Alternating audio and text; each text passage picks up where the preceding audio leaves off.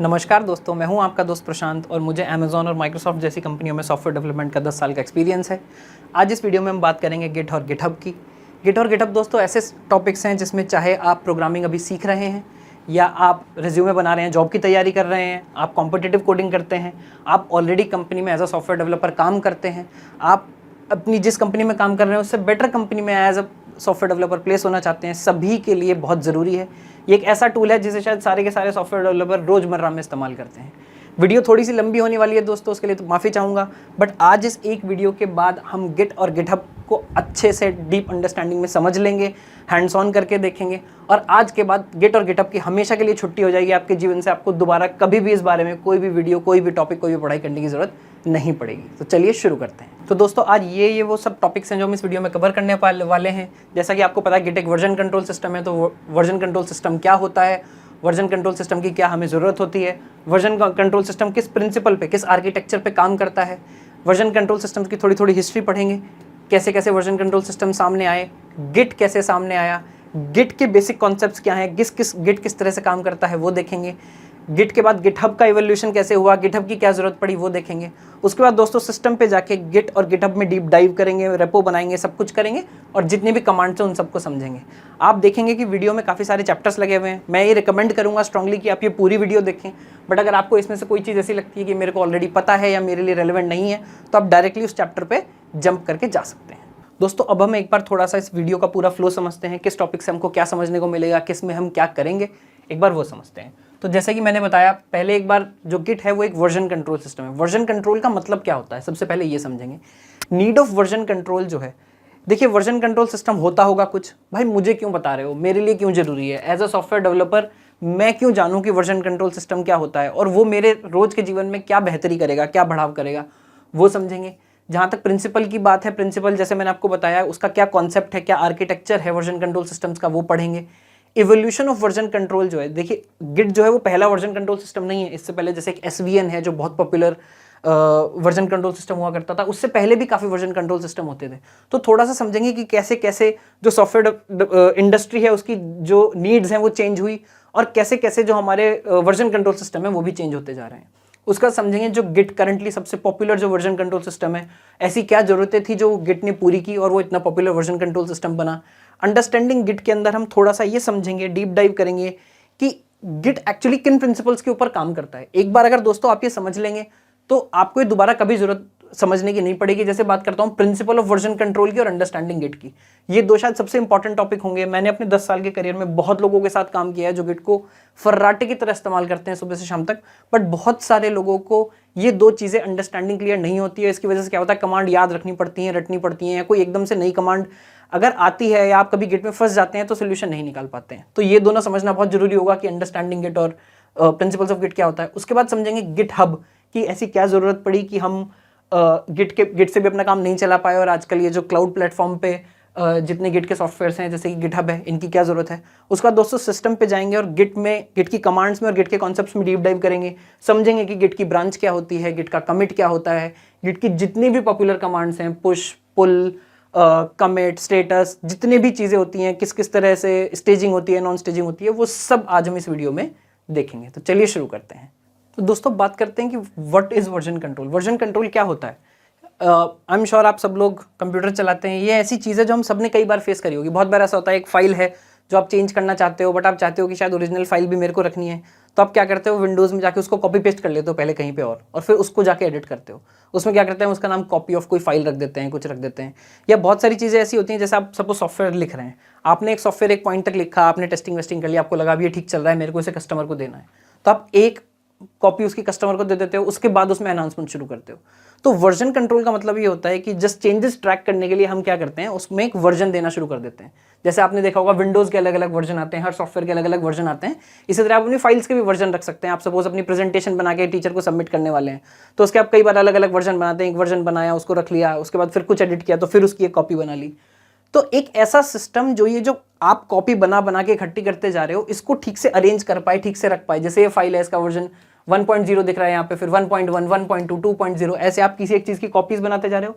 ऐसा कोई भी सिस्टम जो उन कॉपीज़ को मैनेज करने का आपको एक तरीका देता है, ठीक तरह से आप मैनेज कर पाओ, जब चाहो कोई कॉपी निकाल पाओ। ऐसा हो सकता है कि आपने इस वर्जन में कोई एक गलती कर दी हो जो इस वर्जन में ठीक थी, तो आप कुछ चीज़ें वापस जाके अपने पुराने वर्जन से निकाल पाओ। ऐसा जो भी सिस्टम होता है दोस्तों, उसको वर्जन कंट्रोल सिस्टम बोलते हैं। अब दोस्तों, उस क्वेश्चन का आंसर करेंगे कि इस वर्जन कंट्रोल सिस्टम की जरूरत क्या है। सर समझ आया, आप बोल रहे हैं कि जब वर्जन्स को मेंटेन करने के लिए सिस्टम होता है उसको वर्जन कंट्रोल सिस्टम बोलते हैं, बट इतना भी क्यों इंपॉर्टेंट है सॉफ्टवेयर इंडस्ट्री के लिए? हम कॉपी बना बना के काम कर तो रहे हैं यार, काम चल जाता है उससे। इस एक्चुअली वर्जन कंट्रोल सिस्टम की जरूरत क्या है?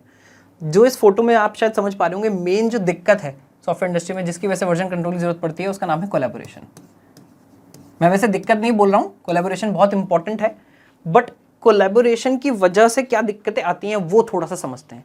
अब मान लीजिए एक कोड बेस है। आजकल क्या, पहले शुरुआत में क्या होता था, बहुत छोटी टीम्स होती थी या एक आदमी था जो कोई सॉफ्टवेयर बना के डालता था, तो शायद इतनी जरूरत नहीं पड़ती थी वर्जन कंट्रोल की।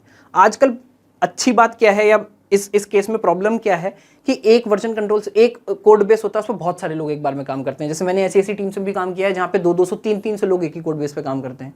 और बहुत बड़े बड़े ओपन सोर्स ऐसे भी सॉफ्टवेयर है जिनमें 5-5 हज़ार लोग, 10-10 हज़ार लोग एक बार में काम करते हैं। तो एक बार समझिएगा जरा दिक्कत क्या होगी। अगर हर आदमी उस कोड में जाके एडिट कर रहा है, जो कि अगर आपने एक सेंट्रल कॉपी रखी हुई है कि यार जो भी कोड लिखेगा यहाँ पे आके लिख दे, हमको क्या प्रॉब्लम है, एक ही कॉपी है। बट उसमें क्या होता है, वर्क जब आप कोड लिखते हैं तो कुछ समय के लिए कोड चलता नहीं है, कुछ खराब होता है, हो सकता है आप कोई गलती कर दें। तो उस सब में प्रॉब्लम क्या होती है कि सब लोग एक साथ कोड नहीं लिख सकते हैं। तो इस तरह के वर्जन कंट्रोल सिस्टम की जरूरत इसलिए पड़ी कि एक सेंट्रल मेरा कोड हो, जो सपोज लास्ट स्टेबल वर्जन जो भी है, जो भी मैंने कस्टमर को शिप किया है वो मैंने रखा हुआ है। उसका क्या करते हैं, सब लोग उसकी एक लोकल कॉपी अपने पास रख लेते हैं और उसमें काम करते हैं। और जब उनका काम पूरा हो जाता है तो फिर वहाँ पे जाके वापस उसको रख देते हैं। गिट भी इसी तरह से काम करता है, एसवीएन वगैरह बहुत सारे अलग वर्जन कंट्रोल भी इस तरह से काम करते हैं। बट आपको मेन यहाँ समझने वाली जो बात है वो ये है कि जब कोलैबोरेशन वाला सिनेरियो आता है और दूसरा आर्काइवल हिस्ट्री वाला जो सिनेरियो आता है कि मेरे को पुराना वर्जन चाहिए वापस, या मैं कोई काम था जो पुराने वर्जन में ठीक था अभी शायद ठीक नहीं है, उस केस में हमको मेनली वर्जन कंट्रोल सिस्टम की जरूरत पड़ती है। अब दोस्तों बात करूंगा प्रिंसिपल ऑफ वर्जन कंट्रोल की। एक जो बहुत समझने, ये शायद सबसे इंपॉर्टेंट स्लाइड है इस पूरी वीडियो की। ये समझने वाली बात है कि वर्जन कंट्रोल सिस्टम काम कैसे करता है। यार मेरे माइंड में समझ नहीं आ रहा कि वर्जन कंट्रोल सिस्टम किस प्रिंसिपल पे काम करता है। तो एक छोटा सा एग्जांपल लेके समझते हैं। जैसे मान लीजिए आपने एक बैंक अकाउंट खोला। जब आप बैंक अकाउंट खोलते हैं तो उसमें जाके जो सबसे पहली चीज़ जो आपका बैंक का जो आपको वो मांगता है, वो क्या मांगता है, सर इनिशियली कितने पैसे जमा करेंगे। आप 1000, 5000, 10,000 रुपये लेके एक बार वो अकाउंट स्टार्ट कर देते हैं। उसका जब भी आप अकाउंट स्टेटमेंट निकालने जाते हैं, आपने देखा होगा बहुत लोग बोलते हैं अकाउंट की पासबुक भरवा के लाएं। पासबुक में क्या आता है, पासबुक में आता है कितने रुपए क्रेडिट हुए, कितने रुपए डेबिट हुए, यानी कितने रुपए निकाले और कितने रुपए डाले। अगर आप एक मिनट के लिए सोचने की कोशिश करें, देखिए यहाँ पे क्या लिखा है, इसका कौन सा प्रिंसिपल है, result is always equal to start plus sum of all changes. यानी अगर मेरे को ये पता हो कि आपने अपना अकाउंट कितने रुपए से खोला था, सपोज आपने अपना अकाउंट 1000 रुपए से खोला था, ठीक बात है। उसके बाद हम बोल रहे हैं सम ऑफ ऑल चेंजेस। आपके अकाउंट के चेंजेस क्या होंगे, आपने जो भी ट्रांजैक्शंस किए। जैसे सपोज आपने उसके बाद 100 रुपए फिर से जमा कराए, ठीक है, पर आप फिर एटीएम गए और आपने 500 रुपए निकाल लिए। उसके बाद फिर से कहीं से आपको स्टाइपेंड मिला और सपोज 200 रुपए फिर से आ गए। तो ये हुए चेंजेस, जो आपके अकाउंट में चेंजेस हो रहे हैं। अभी अगर आपको कभी भी अपना अकाउंट बैलेंस जानना है कि यार मेरा करंट अकाउंट बैलेंस क्या है, तो आप क्या कर सकते हैं, आप देख सकते हैं इनिशियली मेरे अकाउंट में कितने पैसे थे, राइट, और उसके अलावा क्या क्या क्या क्या चेंज हुआ है। मैंने 300 रुपये और डाले हैं, 500 निकाले हैं, 200 इसमें से कम होंगे, मेरा अकाउंट बैलेंस क्या होगा, 800 रुपये होगा। तो ये एग्जैक्ट प्रिंसिपल जो है वो यूज होता है मेरा वर्जन कंट्रोल सिस्टम के लिए भी। सिमिलर एग्जांपल क्या है, कोई एक किताब लिख रहा है, आपने देखा होगा एक किताब के मल्टीपल ऑथर्स होते हैं, बहुत सारे ऑथर होते हैं। तो एक ऑथर कोई और एक चैप्टर लिखता है, कोई और ऑथर कोई और चैप्टर लिखता है, कोई शायद क्वेश्चंस लिख रहा है, कोई उसमें सॉल्यूशंस लिख रहा है। तो क्या होगा, एक बुक में सिर्फ एक आदमी ने काम नहीं किया। एक आदमी ने जाके सपोज कुछ पेजेस लिखे, दूसरे आदमी ने कुछ पेजेस लिखे, तीसरे आदमी ने कुछ पेजेस लिखे। होगा क्या, इनिशियली सपोज बुक के केस में क्या होगा, 0 होगा, इनिशियल कुछ नहीं है, स्टार्ट इज नथिंग। तो only sum of changes. Sum of changes क्या है, जिसने भी जो पेजेस लिखे हम उसको एक बाइंडर में उठाएंगे, बनाएंगे और बोल देंगे हमारी बुक बनके तैयार हो गई है, और ए, बी और सी मेरे इस बुक के ऑथर हैं। वर्जन कंट्रोल सिस्टम भी इसी तरह से चलता है। किस तरह से चलता है, यानी हम सबसे पहले एक फाइल पुश कर देते हैं, सपोज वो ब्लैंक है, उसमें कुछ नहीं है, लिखा है फर्स्ट फाइल, ठीक है, वो हमारा कोड बेस का स्टार्टिंग हो गया। अब उसके बाद जैसे जैसे लोग उसमें कोड लिखते रहेंगे, मेरा कोड बेस जो है वो आगे बढ़ता रहेगा। जैसे जैसे कोड लिखते रहेंगे आगे बढ़ता रहेगा। यानी क्या होगा, इनिशियली मैं बोलूंगा इनिशियली मेरा कोड बेस खाली है, सपोज इसमें एक फाइल पड़ी हुई है जिसमें कुछ नहीं लिखा है। उसके बाद एक आदमी आया, उसने सपोज 2 नंबर को प्लस करने का एक प्रोग्राम लिखा, 4 नंबर को प्लस करने का एक प्रोग्राम लिखा। ये 2 फाइल्स जो हैं ये इसने इस कोड बेस में ऐड कर दी। फिर दूसरा आदमी आया, उसने कुछ और 2 फाइल्स ऐड कर दी। या हो सकता है जो तीसरा आदमी आया वो पहली वाली फाइल को कुछ चेंज कर दे, तो उसने इस वाली फाइल को इसमें फाइल में कुछ चेंज करके कुछ ऐड कर दिया, और 2 फाइल अपनी और ऐड कर दी। अभी अगर कोई मेरे से पूछेगा इस समय मेरे कोड बेस की क्या स्थिति है, तो ये फाइल होगी, इस फाइल का नया वाला वर्जन होगा, ये फाइल होगी, ये फाइल होगी और ये दोनों फाइल्स होंगी। तो ये मैं बोलूँगा भाई मेरा करंट कोड बेस जो है वो इस लेवल पे है। तो आपको ये समझना है कि जो वर्जन कंट्रोल है वो इस सिद्धांत पे काम करता है कि हम किसी भी समय पे जो करंट स्टेट है वो पता चलती है हमको सम ऑफ उससे पहले जितने भी चेंजेस हुए हैं उनसे, और इसके बाद जैसे जैसे चेंज होते रहते हैं उनको भी करंट स्टेट में ऐड करते रहते हैं। तो ये है जिस तरह से वर्जन कंट्रोल सिस्टम चलता है। दोस्तों अब हम बात करेंगे अलग अलग तरह के वर्जन कंट्रोल सिस्टम के एवोल्यूशन की। एवोल्यूशन का क्या मतलब है? वर्जन कंट्रोल सिस्टम की जो हिस्ट्री है वो 50 साल पुरानी है, ठीक है। तो धीरे धीरे जैसे जैसे सॉफ्टवेयर डेवलपमेंट इंडस्ट्री की जो नीड्स थी वो चेंज हुई, डेवलपर की जो नीड्स थी वो चेंज हुई, साथ साथ वर्जन कंट्रोल सिस्टम जो है वो भी उनकी जो क्वालिटी है, उनके जो फीचर्स हैं वो भी चेंज होते गए। तो शुरुआत में कुछ अलग तरह के वर्जन कंट्रोल सिस्टम्स होते थे और आज कुछ अलग तरह के होते हैं। इसमें बहुत ज़्यादा टाइम नहीं लूँगा, पर थोड़ा सा समझना इंपॉर्टेंट है कि आज जो गिट पहुँचा है या आज जो गिट जहाँ पे है वो ऐसा क्यों है और उससे पहले आने वाले कौन कौन लोग थे और वो क्या काम करते थे। तो थोड़ा सा समझने की जरूरत है। सबसे पहले जो वर्जन कंट्रोल सिस्टम्स होते थे उनको बोला जाता था डिफ बेस्ड। क्या बोला जाता था? डिफ बेस्ड वर्जन कंट्रोल सिस्टम्स। इसका क्या मतलब होता था? जैसे सपोज अभी हमने उस प्रिंसिपल की बात की थी, प्रिंसिपल ने क्या बोला था? इनिशियल और उसके बाद सम ऑफ चेंजेस। सपोज मेरे पास एक फाइल है जिसको मैं इस वर्जन कंट्रोल सिस्टम में रखना चाहता हूँ जो डिफ बेस्ड है। सपोज इसका नाम है फाइल ए, ठीक है। इस फाइल ए में कितनी लाइन है? 5 लाइन है, यानी लाइन नंबर 1, 2, 3, 4, 5 इन पे कुछ कुछ कंटेंट लिखा हुआ है। मैंने ये क्या किया? इनिशियली एक जगह पे कमिट कर दिया। कमिट का मतलब सेव कर दिया। जब भी आप कमिट वर्ड सुने अपने दिमाग में सोचिए सेव कर दिया। मैंने यहाँ पे एक सेव करके रख लिया। अब इसके बाद क्या होता था? सपोज एक दूसरा बंदा आया या मैं ही बाद में आया, कोई आया, उसने बोला अरे इस फाइल में मेरे को 2 लाइन और ऐड करनी है, मेरे को एक लाइन नंबर 6 और लाइन नंबर 7 ऐड करनी है। तो जो डिफ बेस्ड वर्जन कंट्रोल सिस्टम थे वो क्या करते थे? वो ये इन्फॉर्मेशन सेव कर लेते थे एक अलग जगह पे। एक सपोज कमिट, उसको बोलते हैं कमिट। जो छोटे छोटे पोर्शंस बनाते हैं जिनको यूज करते हैं उसको बोलते हैं कमिट, गिट की भाषा में। आप उसी तरह से समझिए, कमिट में क्या रखते थे? लाइन नंबर 6 और लाइन नंबर 7 रख लेते थे। क्या बोलते थे? फाइल ए के अंदर लाइन नंबर 6 और लाइन नंबर 7 ऐड हुई हैं। सपोज ऐड को प्लस साइन से बताते हैं, ऐड हुई हैं, उन लाइन का कंटेंट ये है। सपोज उसके बाद फिर कोई आया, उसने बोला मैं लाइन नंबर 3 डिलीट करना चाहता हूं, तो फिर से वो क्या बोलता था? फाइल ए में, राइट, ये फाइल ए में लाइन नंबर 3 को डिलीट कर दिया गया है। ये एक अलग से चेंज बन जाता था। इसके कई सारे फायदे और नुकसान थे, वो समझना बहुत जरूरी है। फायदा क्या था? फायदा ये था कि स्पेस बहुत कम लेता था।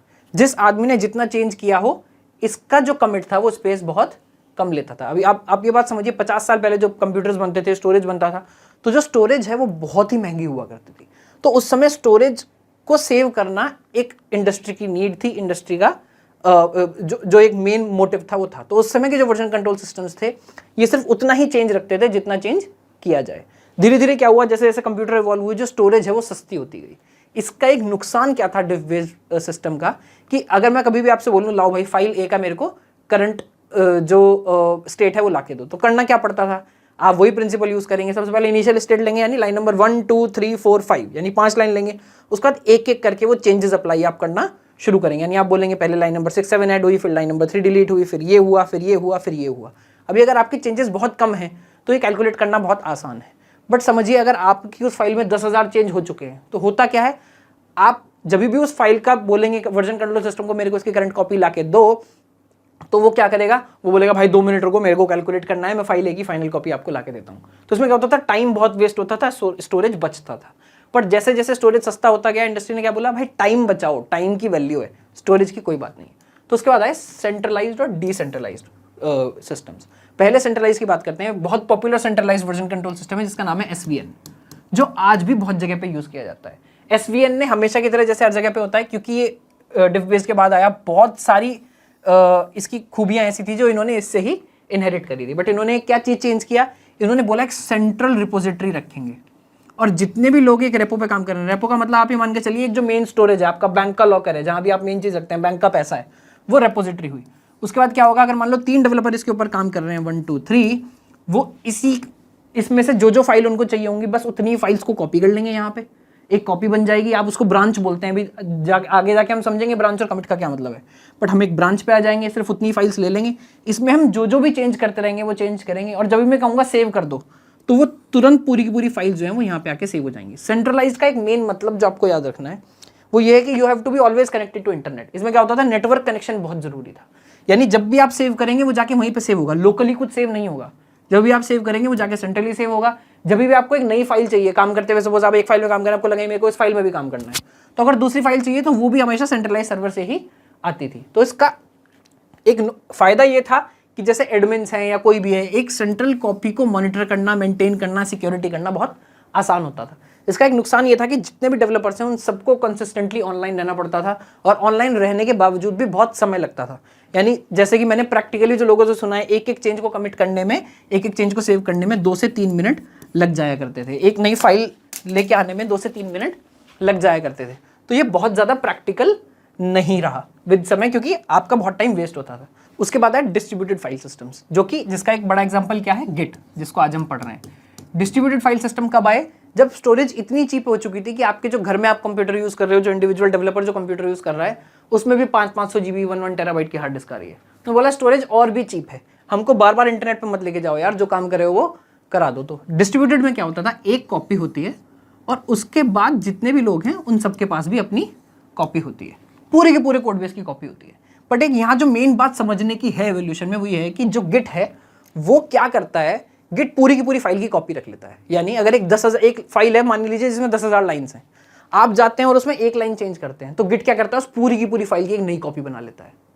यानी जब भी आप इससे बोलोगे कि मेरे को करंट स्टेट ला के दे, तो ये क्या करेगा, हर बार जैसे क्या कर रहा था, फाइल ए में सिर्फ फाइल ए का डिफ रख रहा था, ये क्या करेगा, फाइल ए रखेगा, आपने कुछ चेंज किया तो नया फाइल ए रख लेगा दोबारा अगले कमिट में, बोलेगा अब नया फाइल ए ये है। उसके बाद आप फिर से बोलोगे तो क्या बोलेगा, नया फाइल है ये है। या हो सकता है अगले में आपने फाइल ए चेंज किया और फाइल बी ऐड किया हो, तो बोलेगा फाइल बी अब ये है।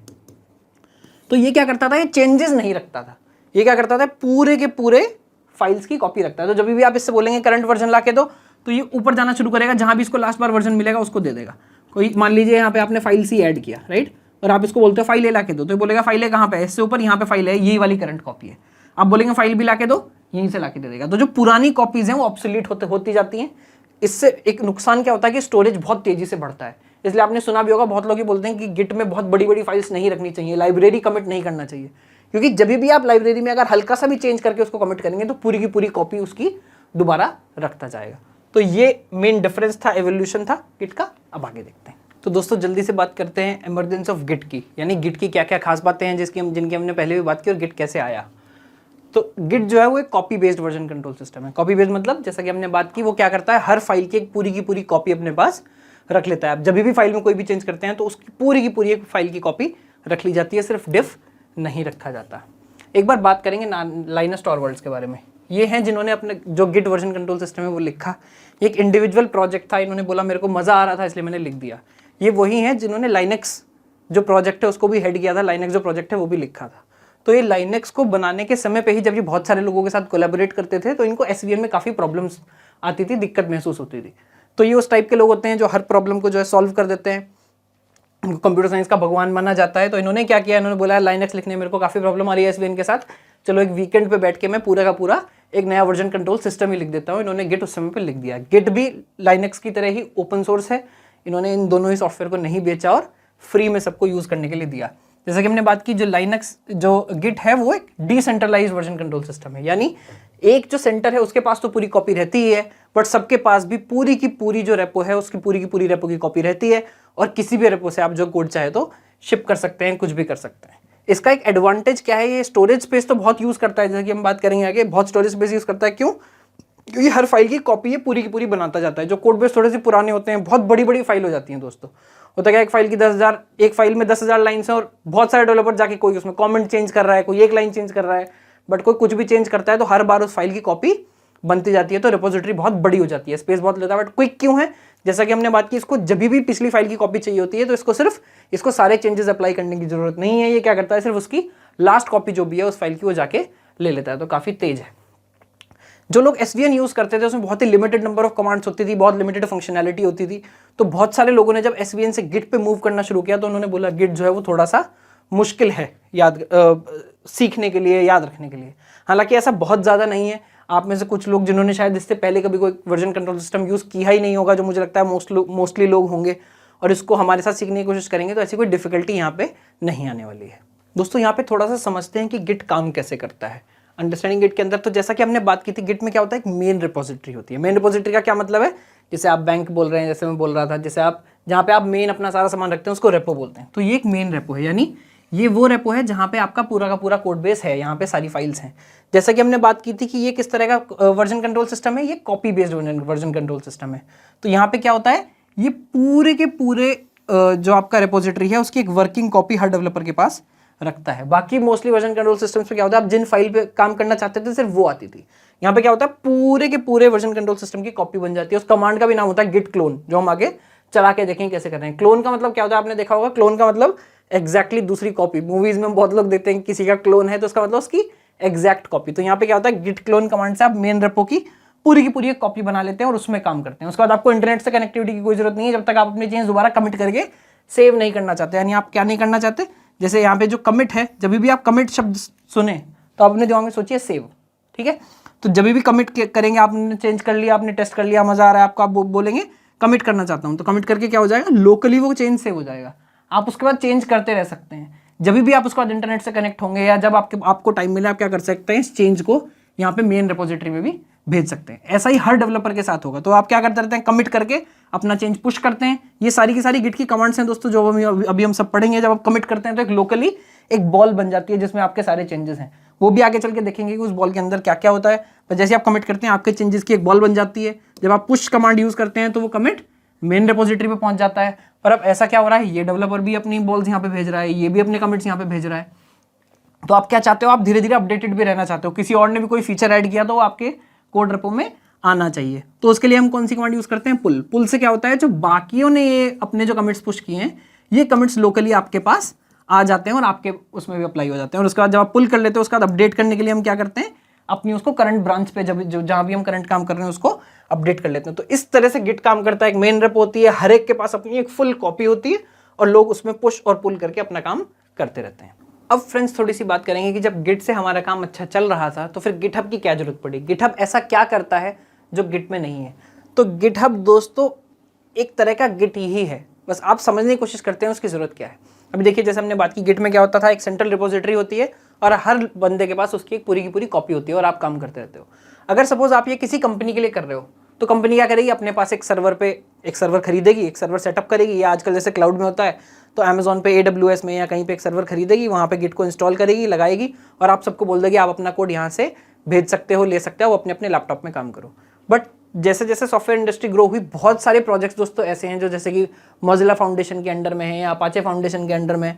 होता क्या है, वो सब ओपन सोर्स सॉफ्टवेयर है। ओपन सोर्स सॉफ्टवेयर का मतलब क्या होता है, मोस्टली ओपन सोर्स सॉफ्टवेयर में कोई उससे पैसे नहीं कमा रहा होता, यानी वो सब लोग आपस में पूरी इंडस्ट्री की भलाई के लिए, अच्छा काम करने के लिए कर रहे हैं। उसमें क्या होता है कि वो सेंट्रल रिपोजिटरी होस्ट कौन करे, उसका कोई एक मेन लीडर नहीं है, कोई उससे पैसे नहीं कमा रहा, तो उसके सर्वर के पैसे कौन देगा, या वो मेन जगह पे एक जगह पे कैसे रखा जाएगा, एक पब्लिक जगह पे कैसे रखा जाएगा। ये जो पब्लिक जगह पे कोड रखने की जो प्रॉब्लम है, इसको गिटहब ने सॉल्व किया। इनिशियली ये मोस्टली सिर्फ कंपनियों के लिए भी काम करते थे। हर कंपनी भी ये नहीं चाहती कि यार मैं अपना सर्वर खरीदूं, अपना सर्वर इंटरनेट से कनेक्ट करूं, या सपोज अमेजोन पे भी अगर मैं AWS पे भी कर रहा हूं या माइक्रोसॉफ्ट में एजोर पे कर रहा हूं, तो कौन जाके उसको सेटअप करेगा, उसमें DNS सेटअप करेगा, बहुत सारी चीजें करनी पड़ेंगी। सबको क्या चाहिए, बेक्ड सोल्यूशन चाहिए। वो बेक्ड सोल्यूशन क्या है, उस बेक्ड सोल्यूशन का नाम है गिटहब। गिटहब क्या करता है, गिटहब ने अपने सर्वर्स पे पहले से बहुत सारा जो गिट सॉफ्टवेयर है वो इंस्टॉल करके रखे हैं। आप एज अ कस्टमर या आप एज अ यूजर क्या कर सकते हैं, वहां पे जाके एक नई रिपोजिटरी बना सकते हैं। उनका एक बहुत अच्छा सा UI है जो वो UI प्रोवाइड करते हैं। वहां जाके आप डायरेक्टली रेपो बना सकते हैं, क्लोनिंग के लिए URLs ले सकते हैं और अपने सिस्टम से डायरेक्टली इंस्टॉल करके करना स्टार्ट कर सकते हैं। यानी जैसे हम इसकी बात कर रहे हैं तो गिट तो जैसे 2005 में बना। गिट अपनी आपकी लोकल मशीन पे इंस्टॉल होता है, सब काम लोकल होता है, और आपको किसी एक रिमोट सर्वर का URL चाहिए होता है जहां आप अपने चेंजेस पुश कर सकें और निकाल सकें। गिटहब ने क्या किया, गिटहब ने प्रोवाइड किया आपको होस्टिंग सर्विस, और ये सिर्फ क्लाउड बेस होता है। जैसे कि हम क्या बोल रहे हैं, अब एज अ डेवलपर और भी क्या नीड्स होती हैं। जैसे आप कॉलेज में आप चाहते हैं मैंने एक प्रोजेक्ट बनाया तो मैं उसको अपने रिज्यूमे में डाल सकूं, लोगों को दिखा सकूं। तो गिटहब ने क्या बोला, आप जितने भी प्रोजेक्ट्स ऐसे करेंगे जो पब्लिक है, जिसे कोई भी दे सकता है, उन सारे प्रोजेक्ट्स को होस्ट करने के लिए आपको कोई पैसा नहीं देना है, वो बिल्कुल फ्री है। तो अगर आप ओपन सोर्स कोड लिख रहे हैं, आप अपना कोड पब्लिक है, आप जैसे अगर मैं किसी कंपनी के लिए कोड लिख रहा हूं, मैं अमेजोन के लिए कोड लिख रहा हूं, माइक्रोसॉफ्ट के लिए कोड लिख रहा हूं, तो वो क्या चाहेंगे, उनका कोड सीक्रेट रहे। तो अगर आप अपना कोड सीक्रेट रखना चाहते हैं, पासवर्ड प्रोटेक्टेड रखना चाहते हैं, तो आपको पैसा देना पड़ेगा। बट अगर आप ओपन सोर्स में कोड लिख रहे हैं, आप कोई भी लाइब्रेरी के लिए कोड लिख रहे हैं, आप इन जनरल अपना एक स्कूल का प्रोजेक्ट बना रहे हैं, आप कुछ भी ऐसा कर रहे हैं जिसमें प्राइवेसी जरूरी नहीं है, आप चाहते हैं मेरा कोड कोई भी देख सके, लोग आके देखें मैं कैसा काम कर रहा हूं, तो वो सब जो गिटहब है वो एकदम फ्री प्रोवाइड कर रहा था, और यही एक फीचर था जिसकी वजह से गिटहब बहुत ही ज़्यादा बहुत कम समय में पॉपुलर हो गया। तो एक बार फाइनली एक बार ये बात फिर समझेंगे, गिटहब ने सिर्फ एक फैसिलिटी दी गिट के एक्स्ट्रा, यानी वो है गिट ही, पर वो गिट की एक मेन रिपोजिटरी अगर आपको फ्री में रखनी है, सेंट्रली होस्ट करनी है, उसकी जो एक सर्विस प्रोवाइड करता है क्लाउड पे, वो गिटहब है।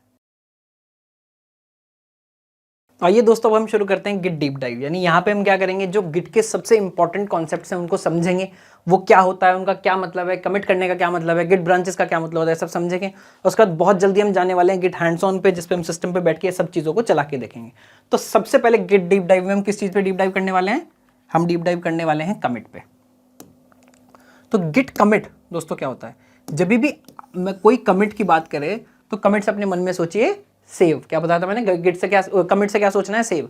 तो जब भी आपने कोई चेंज कर लिया है, आपने मान लीजिए आप कोड लिख रहे हैं, आपने कोई फीचर किया, आप जैसे कि हमने पहले एग्जांपल लिया था, मान लेते हैं आप व्हाट्सएप में वीडियो कॉलिंग ऐड कर रहे हैं, आपने उसके लिए 4 फाइल्स ऐड की, ठीक है, 4 फाइल्स में कुछ चेंज किया, ऐड किया, कुछ भी किया। अब आप चाह रहे हैं चेंज मेरा हो गया है, मैंने टेस्ट कर लिया, वीडियो कॉलिंग चल रही है, मैं इसको मेन रिपोजिटरी पे भेज दूं या कम से कम अपने पास सेव करके रख लूं, तो आप क्या बोलेंगे, कमिट कर दो। या कमिट का यहाँ पे क्या मतलब, जैसे मैं बोल रहे थे, जैसे कंप्यूटर जी को आप सेव कराते हैं कौन बनेगा करोड़पति में, दिस इज लाइक कमिट कर दो, वहां पे लॉक कराते हैं, यहाँ पे कमिट करते हैं। तो कमिट में क्या होगा, एक बॉल बनेगी जिसमें आपकी वो चारों फाइल्स की एक कॉपी, क्या सीखा था हमने, गिट जो है वो copy based file version control system है। तो ये क्या करेगा, चेंज नहीं रखेगा, उन चारों फाइल्स की पूरी कॉपी उठा के यहाँ पे एक बॉल में रख लेगा और बोलेगा ये वो चेंज है जो इस ऑथर ने किया है। इसके अलावा इस बॉल में और क्या क्या होता है, पूरी की पूरी 4 फाइल्स की कॉपी होती है, और क्या होता है, कमिट मैसेज। कमिट मैसेज दोस्तों बहुत ही ज़्यादा जरूरी है। इंडस्ट्री में बहुत लोग इस बात को मानते हैं कि एक कमिट में सबसे इंपॉर्टेंट जो चीज़ होती है वो होती है गिट का कमिट मैसेज। कमिट मैसेज का क्या मतलब है, मान लो ये 4 फाइल्स की कॉपी पड़ी हुई है, आप ये मान के चलिए बड़े कोड बेसिस में हजारों लाखों कमिट्स होते हैं। तो अगर आपको फिगर आउट करना है कि यार ये पर्टिकुलर कमिट क्या करता है, इसमें क्या चेंज है, तो कैसे पता चलेगा। तो जब आप कमिट करते हैं तो साथ में रिकमेंडेड होता है कि आप एक गिट मैसेज दें, एक कमिट मैसेज दें। मैसेज का मतलब सपोज मैं इसमें बोल दूंगा एडेड वीडियो कॉलिंग, तो अगर कोई भी इस कमिट को कभी देखेगा तो उसको समझ आ जाएगा अरे इसमें वो कोड है जिससे वीडियो कॉलिंग चल जाती है, या आपने कोई बग फिक्स किया, आपने कुछ भी किया, तो आप वो मैसेज इसमें लिख देंगे, तो कभी भी कोई इस कमिट को देखेगा तो उसको समझ आ जाएगा अच्छा इस कमिट में ये है। उसके बाद दूसरी इंपॉर्टेंट चीज़ क्या होती है, कमिटर।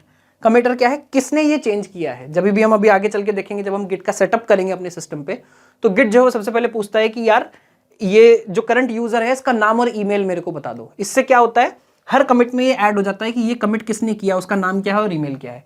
इससे कई सारे एडवांटेजेस होते हैं, जैसे कमांड होती है गिट ब्लेम, जिसमें आप क्या कर सकते हो, पूरी की पूरी फाइल के अंदर ये देख सकते हो कौन सी फाइल किसने चेंज की। सपोज आप एक कंपनी में हो, कोड देख रहे हो, आपको कुछ फिक्स करना है, पर एक लाइन है समझ नहीं आ रही, इस लाइन का क्या मतलब है। आइडियली ऐसा होना नहीं चाहिए, बट वैसा बहुत बार होता है, समझ नहीं आ रहा, तो आप जाके ब्लेम में देख सकते हो ये पर्टिकुलर लाइन किस आदमी ने लिखी, और उससे कांटेक्ट कर सकते हो, उससे चैट कर सकते हो कि भैया मेरे को समझ नहीं आ रहा आपने क्या लिखा था या क्यों लिखा था, मैं इसको हटा सकता हूँ या नहीं हटा सकता हूँ, या कुछ भी, या कुछ गड़बड़ हुई है तो पता चल जाता है आपको कि कमिटर कौन है, क्योंकि उसका नाम और ईमेल एड्रेस जब भी आप कमिट करते हो तो आपका लोकल में से नाम और ईमेल एड्रेस जाके इसमें लग जाता है। दूसरा है कमिट डेट। यहाँ पे डेट लिखा जरूर है, बट ये प्रोग्रामिंग वाली डेट है, इसका मतलब exact time to milliseconds from 1970, जैसे जिसको की इपॉक बोलते हैं। बट यहाँ पे जो कमिट डेट है वो एक्जैक्टली पूरी की पूरी चली जाती है। जनरली लोकल टाइम होता है, बट ये कमिट कब हुआ ताकि आप बाद में समझ सकेंगे अच्छा ये चेंज तो 2 साल पुराना है, ये चेंज कल हुआ था, तो उसके लिए डेट होना बहुत जरूरी है। तो जो भी करंट डेट है जब भी कमिट किया जा रहा है इसको ये डाल दिया जाता है। उसके बाद होता है पेरेंट कमिट। पेरेंट कमिट का क्या मतलब है, अभी हम इसके बाद जब ब्रांचेस में जाएंगे तो आपको पेरेंट कमिट और अच्छे से समझ आएगा। बट अभी आप पेरेंट कमिट मान के चलिए, आप जब भी काम कर रहे होते हैं तो आप किसी एक कमिट पे होते हैं और उसके बाद आप एक कमिट ऐड करते हैं। जैसे कि हम क्या बोल रहे थे, इनिशियल स्टेट होती है, राइट, इनिशियल स्टेट होती है, उसके बाद change change change change change change ऐसे चलता रहता है वर्जन कंट्रोल सिस्टम। तो अभी सपोज आप यहाँ पे हैं और आप अगला चेंज कर रहे हैं, जब आप नया कमिट करते हैं तो ये कमिट करते हैं, आप जिस चेंज के ऊपर खड़े हुए थे करंटली वो इस कमिट का पेरेंट बना दिया जाता है। यानी ये पता हो कि किसके बाद कौन सा चेंज आया, किसके बाद कौन सा चेंज आया, तो उस पेरेंट कमिट की इंफॉर्मेशन भी इस कमिट में डाल दी जाती है। ये सब करने के बाद दोस्तों एक हैश तैयार किया जाता है। बहुत लोगों को पता होगा कि हैश क्या होता है। तो इन सारी इंफॉर्मेशन को मिला के एक हैश तैयार किया जाता है और वो इसका बना दिया जाता है कमिट आईडी। तो क्योंकि इतनी सारी चीजें आप सोचिए आप कर रहे हैं, किस एग्जैक्ट मिलीसेकंड पे किया, कौन सा चेंज किया, कौन सी फाइल्स हुई, तो ये माना जाता है कि ऑलमोस्ट कोलिजन के जो चांसेस हैं, यानी 2 कमिट की सेम आईडी हो, ऐसा ऑलमोस्ट इम्पॉसिबल है, ऐसा कभी नहीं होता है। तो एक कमिट को कभी भी उसकी आईडी के बेस पे आइडेंटिफाई किया जा सकता है। बहुत सारी जब हम आगे चल के कमांड चलाएंगे तो वो भी गिट के जितनी भी कमांड्स होती हैं वो सब कमिट आईडी के बेस पे चलती हैं। ये अज्यूम किया जाता है कि कमिट आईडी जो है वो यूनिक है। दोस्तों अगला टॉपिक जिसकी हम बात करेंगे गिट डीप डाइव के अंदर वो क्या है, ब्रांचेस। ये बहुत ही इंपॉर्टेंट कॉन्सेप्ट है समझने के लिए, तो थोड़ा सा ध्यान दीजिएगा। ब्रांचेस का क्या मतलब है, जैसे कि आप इस डायग्राम में देखिए, जो मास्टर है ये अलग अलग ब्रांचेस होती हैं। यानी होता क्या है, सपोज हमारे पास एक मेन यहाँ पे सेंट्रल रिपोजिटरी है, ठीक है। अभी हम सेम जो हम एग्जांपल लेके चल रहे हैं वीडियो कॉलिंग वाला, वो एग्जांपल फिर से ले लेते हैं। कोई आपसे बोलता है कि भाई जाओ और वीडियो कॉलिंग ऐड कर दो, तो अभी आप क्या करेंगे, जो मेन जो भी आपके पास कोड है उस पर एक ब्रांच पे चले जाते हैं। यानी मैं ये बोल रहा हूँ कि अब मैं वहाँ से कुछ और चेंज करना स्टार्ट करूँगा। ब्रांच किस लिए ज़रूरी होती है, क्योंकि मान लीजिए हम यहाँ पे थे, यहाँ से हमने चलना शुरू किया, आपने यहाँ से काम करना शुरू किया, तो जो आपका काम है वो यहाँ पे हो पाए, आपने यहाँ से एक अलग ब्रांच काट ली और आप अपना पैरेलली काम कर रहे हो। मान लीजिए वीडियो कॉलिंग करने में आपको 1 महीना लगा, तो 1 महीने में आप अपना काम करते जा रहे हो, कमिट करते जा रहे हो, काम करते जा रहे हो, कमिट करते जा रहे हो। इतनी देर में कोई दूसरा आदमी है जो कुछ और काम कर रहा है, कोई दूसरा डेवलपर है, वो यहाँ पे था जब उसने काम करना स्टार्ट किया, उसके बाद उसने आया यहाँ पे काम किया, जब उसका काम कंप्लीट हो गया तो फिर से जाके जो मेन ब्रांच होती है उसमें मर्ज हो जाता है। नहीं बोलता है मेरा चेंज सब कुछ सबका सब मेन पे चला जाए, सबके सब चेंजेस जो है मर्ज हो जाए। तो ब्रांच का मतलब क्या होता है, ब्रांच का मतलब होता है जनरली जो ब्रांच बनाने की जो नीड है उससे आप ब्रांच समझ सकते हैं। ब्रांच कब बनाया जाता है, जब आपके पास एक कॉन्सेंट्रेटेड चेंज हो। सपोज आपके पास एक नया चेंज आया, नया बग आया, नया फीचर आया, तो क्या किया जाता है, उसके लिए एक अलग ब्रांच बना ली जाती है। उस फीचर पे 1 लोग काम कर रहे हो, 4 लोग काम कर रहे हो, जनरली ब्रांच शेयर करते हैं, उस ब्रांच में सब लोग अपने चेंजेस करते जाते हैं। इससे क्या होता है, जो मेन फ्लो है वो खराब नहीं होता। हो सकता है आपको ये चेंज करने में 1 महीना लगे, बीच में ऐप कभी स्टेबल हो कभी नहीं हो, जो भी कोड बेस आप लिख रहे हैं वो स्टेबल हो या नहीं हो, तो इस ब्रांच में अलग से उस फीचर का काम चलता रहता है। जब काम खत्म हो जाता है तो टेस्टर आता है, इसको पूरा टेस्ट करता है कि हाँ आपने जो फीचर बनाना आप चाह रहे थे वो बन गया। जब वो सब हो जाता है तो उसको मेन जो मास्टर है उसमें मर्ज कर दिया जाता है और कस्टमर के लिए शिप कर दिया जाता है। जब आप ब्रांच सोच रहे हो तो हमेशा याद रखिएगा, थिंक ऑफ, आप अपने माइंड में कैसे सोच सकते हैं कि जैसे आप डेटा स्ट्रक्चर्स में पढ़ते हैं लिंक लिस्ट और ट्रीज, आगे चल के हम देखेंगे बहुत सारी ऐसा कमांड्स होती हैं, रीबेस या बहुत सारी अलग अलग तरह की ब्रांच कमांड्स होती हैं, उसमें भी ये अंडरस्टैंडिंग काम आएगी। ये लिंक लिस्ट या ट्री की तरह आप सोचिए। ये जो गोले गोले यहाँ पे हमने दिखाए हैं क्या है, ये कमिट्स हैं। यानी एक कमिट होता है, ये पेरेंट कमिट हुआ इसका, उसके बाद जब आपने ये कमिट किया तो इसका पेरेंट कमिट ये है, जब ये कमिट किया इसका पेरेंट कमिट ये है। यानी आप पुराने चेंजेस के बाद नए चेंजेस करते जा रहे हैं, और जब आपके सारे चेंजेस फाइनल हो जाते हैं तो उस ब्रांच को दोबारा से मेन ब्रांच में मर्ज कर दिया जाता है। यानी जब भी अगर कोई आपसे आके पूछेगा इस समय जो कोड बेस है वो किस स्थिति में, तो हमेशा उस ब्रांच को बोला जाता है मास्टर। यानी ये मेन चल रहा है, उसके अलावा हो सकता है इसका नाम B1 हो सकता है इसका नाम फीचर 1 हो सकता है इसका नाम वीडियो कॉलिंग हो। आप ब्रांचेस को कुछ भी नाम दे सकते हैं, बट ब्रांचेस नेसेसरीली कुछ नहीं होती हैं। अगर आप माइंड में सोचे मैं यहाँ पे लिंक लिस्ट क्यों बोल रहा हूँ, अगर आप बोलें कि सर ब्रांच कहाँ सेव होती है, ब्रांच में क्या होता है, ब्रांच इन्फॉर्मेशन क्या है, तो ब्रांच एक पॉइंटर है। याद रखिएगा ब्रांच क्या है, एक पॉइंटर है, सिर्फ कमिट्स हैं। हर कमिट का एक पेरेंट कमिट होता है। यहाँ पे अगर आप देखेंगे ध्यान से तो क्या हो सकता है, ये कमिट जो है वो इस कमिट का भी पेरेंट है और इस कमिट का भी पेरेंट है। यानी मल्टीपल कमिट्स के एक पेरेंट हो सकते हैं, पर एक कमिट के मल्टीपल पेरेंट्स नहीं हो सकते। हर चेंज ये बोलता है कि मैं इस चेंज के बाद आया, हो सकता है उस चेंज के बाद 5 लोगों ने पैरेलली अलग अलग चेंजेस किए हो, तो उन सब 5 चेंजेस का पेरेंट कमिट क्या होगा, सेम होगा। बट उसके बाद जो जैसे हमने बात की इस ब्रांच का नाम B1 है, तो B1 ब्रांच में क्या होगा, B1 ब्रांच सिर्फ इस चेंज को पॉइंट कर रही होगी जो भी लेटेस्ट चेंज है। यानी ये क्या है, ये एक पॉइंटर है जो एक कमिट को पॉइंट करता है। ये हमेशा याद रखिएगा, सबसे जरूरी बात है। ब्रांच क्या होती है, ब्रांच कुछ नहीं होती है, ब्रांच सिर्फ एक कमिट पे पॉइंट करने का एक पॉइंटर होती है। यानी अगर ये मास्टर है, इवन मास्टर ब्रांच भी, मास्टर ब्रांच क्या होती है, आपका करंट अभी कौन सा कमिट है जो एक्टिव है, जिसको आप स्टेबल बोल रहे हैं, सिर्फ उसका एक पॉइंटर होता है। जो ब्रांच है वो इसके अलावा कुछ नहीं होता है। तो अगर हम वापस यहाँ पे आके देखेंगे, think of branch as link list या ट्रीज, तो ऐसा भी हो सकता है कि मैं यहीं पे, हम इसी कमिट पे, ये मास्टर है, मैं अपनी सपोज कॉपी बनाने की कोशिश करता हूँ, तो मैं बोल देता हूँ मेरी एक ये ब्रांच है कॉपी, एक ब्रांच है B1, एक ब्रांच है B2, और ये सभी भी इसी कमिट को पॉइंट करती हैं। अभी सब यहीं पे हैं। हो सकता है इसके बाद हर ब्रांच अपना अपना कमिट अलग करना शुरू कर दे, बट इस समय पे ये सारी की सारी ब्रांचेस किस कमिट को पॉइंट करती हैं, इस कमिट को पॉइंट करती हैं। तो जैसे लिंक लिस्ट में, ट्रीज में भी ऐसा होता है कि एक नोड पे मल्टीपल पॉइंटर्स पॉइंट कर सकते हैं। क्या कर सकते हैं, एक नोड पे मल्टीपल पॉइंटर्स पॉइंट कर सकते हैं। तो जब एक नोड पे मल्टीपल पॉइंटर्स पॉइंट कर सकते हैं, इसी तरह मल्टीपल ब्रांचेस जो हैं वो एक ही कमिट पे पॉइंट कर सकती हैं। दोस्तों अगर आपको ये समझ आ गया हो तो इसके बाद हम क्या करेंगे, इसके बाद हम इंप्लीमेंटेशन में घुसना शुरू करेंगे, ब्रांचेस बनाएंगे, पुश करेंगे, सब काम करने की कोशिश करेंगे और देखेंगे कि ये चीजें चलती कैसे। तो दोस्तों सबसे पहले तो गिट हैंड्स ऑन शुरू करने से पहले मैं आप सबको कंग्रेचुलेट करता हूं कि आप वीडियो में यहाँ तक पहुंचे और अभी तक डटे हुए हैं। तो देखिए अब गिट हैंड्स ऑन में हम क्या क्या करने वाले हैं। हम सबसे पहले अपने सिस्टम पे गिट इंस्टॉल करेंगे, उसके बाद एक गिटहब पे जाके अकाउंट बनाएंगे, सो दैट जैसे हमने बात की थी हमारी जो बेयर रेपो है, जो मेन रिपोजिटरी होगी, वो हम गिटहब पे रख सकें। उसके बाद हम उसको क्लोन करेंगे, यानी उस रेपो का एक क्लोन, यानी अब हम बन जाएंगे डेवलपर 1 हमारे डायग्राम के। तो मेन रेपो हमारी रहेगी गिटहब पे और उसका एक क्लोन हम बना लेंगे डेवलपर 1 अपनी मशीन पे। उसका 3 स्टेजेस ऑफ गिट, इसमें थोड़ा सा डिटेल डिस्कशन करेंगे। हम ये देखेंगे कि गिट कैसे कैसे अलग अलग आपकी फाइल्स को ट्रीट करता है। कुछ फाइल्स को वो लोकल मानता है, जब आप कोई चेंज करते हैं फाइल में तो उसको लोकल मानता है। फिर स्टेजिंग एरिया होता है, फिर कमिटेड एरिया होता है, वो देखेंगे क्या होता है। उसके बाद लोकल फाइल का कैसे स्टेटस देखें, कैसे देखें कि मेरी क्या फाइल चेंज हुई है क्या नहीं हुई है। स्टेज करना, अनस्टेज करना, जैसे कि 3 स्टेजेस ऑफ गिट में पढ़ेंगे। फिर देखेंगे स्टेज अनस्टेजिंग का क्या मतलब है और डिफरेंस देखना। तो ये सब अभी हम पहले एक सेशन में करेंगे गिट हैंड्स ऑन के, और उसके बाद हम नेक्स्ट सेशन पे मूव करेंगे। तो दोस्तों स्टार्ट करते हैं इंस्टॉलिंग गिट से। तो सबसे पहले आ जाते हैं अपने माई बाप क्रोम ब्राउजर के ऊपर। यहाँ आके आपको कुछ नहीं करना है, सबसे पहले जाइए गूगल सर्च में, वहां पर जाके लिखिए install git. As soon as आप इतना लिखते हैं, जो सबसे पहला लिंक आता है, ध्यान रखिएगा अगर आपको ये लिंक कुछ और आ रहा है, आप कुछ और यूज कर रहे हैं, gitscm.com यही ऑफिशियल वेबसाइट है गिट की। यहाँ पर जाएंगे, यहाँ पर आके देखिए अलग अलग क्लाइंट्स के यहाँ पे इंस्टॉलर इन्होंने दिए हुए हैं। आप कहीं से भी इंस्टॉल करेंगे गिट, मोस्टली सबका सेम ही होता है, इसलिए आपके पास कोई मालवेयर ना आए, कोई वायरस ना आए, इसलिए हमेशा gitscm.com से डाउनलोड करें। Mac OS, Windows, Linux. जैसे मैं अभी मैक ओएस पे हूँ तो मैं मैक ओएस के लिए डाउनलोड करूंगा। आप लोग अगर सब लाइनक्स पे हैं, विंडोज पे, मैक ओएस पे, उस हिसाब से डाउनलोड करके नॉर्मल इंस्टॉलर जैसे आप कोई भी सॉफ्टवेयर इंस्टॉल करते हैं उसकी तरह इंस्टॉल करें, and you will be done with it. अभी जैसे मैंने सिस्टम पे पहले से इंस्टॉल किया हुआ है तो I will not go through this process, but this is, इसमें कुछ भी स्पेशल नहीं है। आप बस इस पर क्लिक करते रहिए, आगे बढ़ते रहिए, आपका इंस्टॉलेशन डन हो जाएगा। तो दोस्तों गिट हमने इंस्टॉल कर लिया है, अब करेंगे गिटहब अकाउंट का क्रिएशन। इसको लो आप लोग थोड़ा स्पीड से भी देख सकते हैं, अगर आप लोगों के पास ऑलरेडी एक गिटहब अकाउंट होगा, जो कि यहाँ शायद बहुत सारे लोगों के पास होगा, तो फिर भी मैं एक बार दिखा देता हूँ कि अकाउंट कैसे बनाना है। आप जाइए github.com के ऊपर, कुछ भी लिखेंगे गूगल सब सही कर ही देता है। यहाँ पे आएंगे, ऑप्शन क्लिक करेंगे साइन अप। नया अकाउंट बनाने के लिए साइन अप करते हैं। देखिए कितने अच्छे से दिखा रहा है, एंटर योर ईमेल से prashantjain.knowledgegate.in। कंटिन्यू करेंगे, create a password,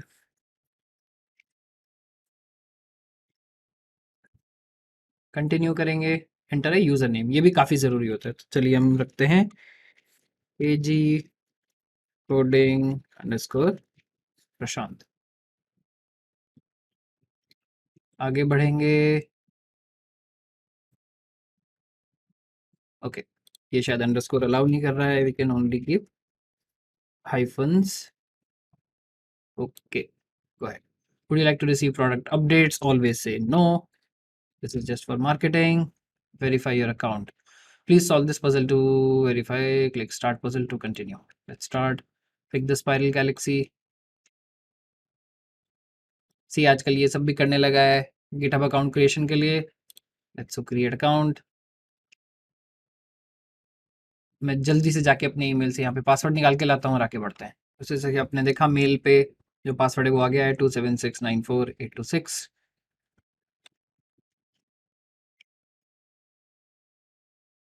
code enter करेंगे। How many team members will you have working for me? I think I have a lot of students working with me, let's say 50 plus। are you a student or a teacher? Teacher, continue,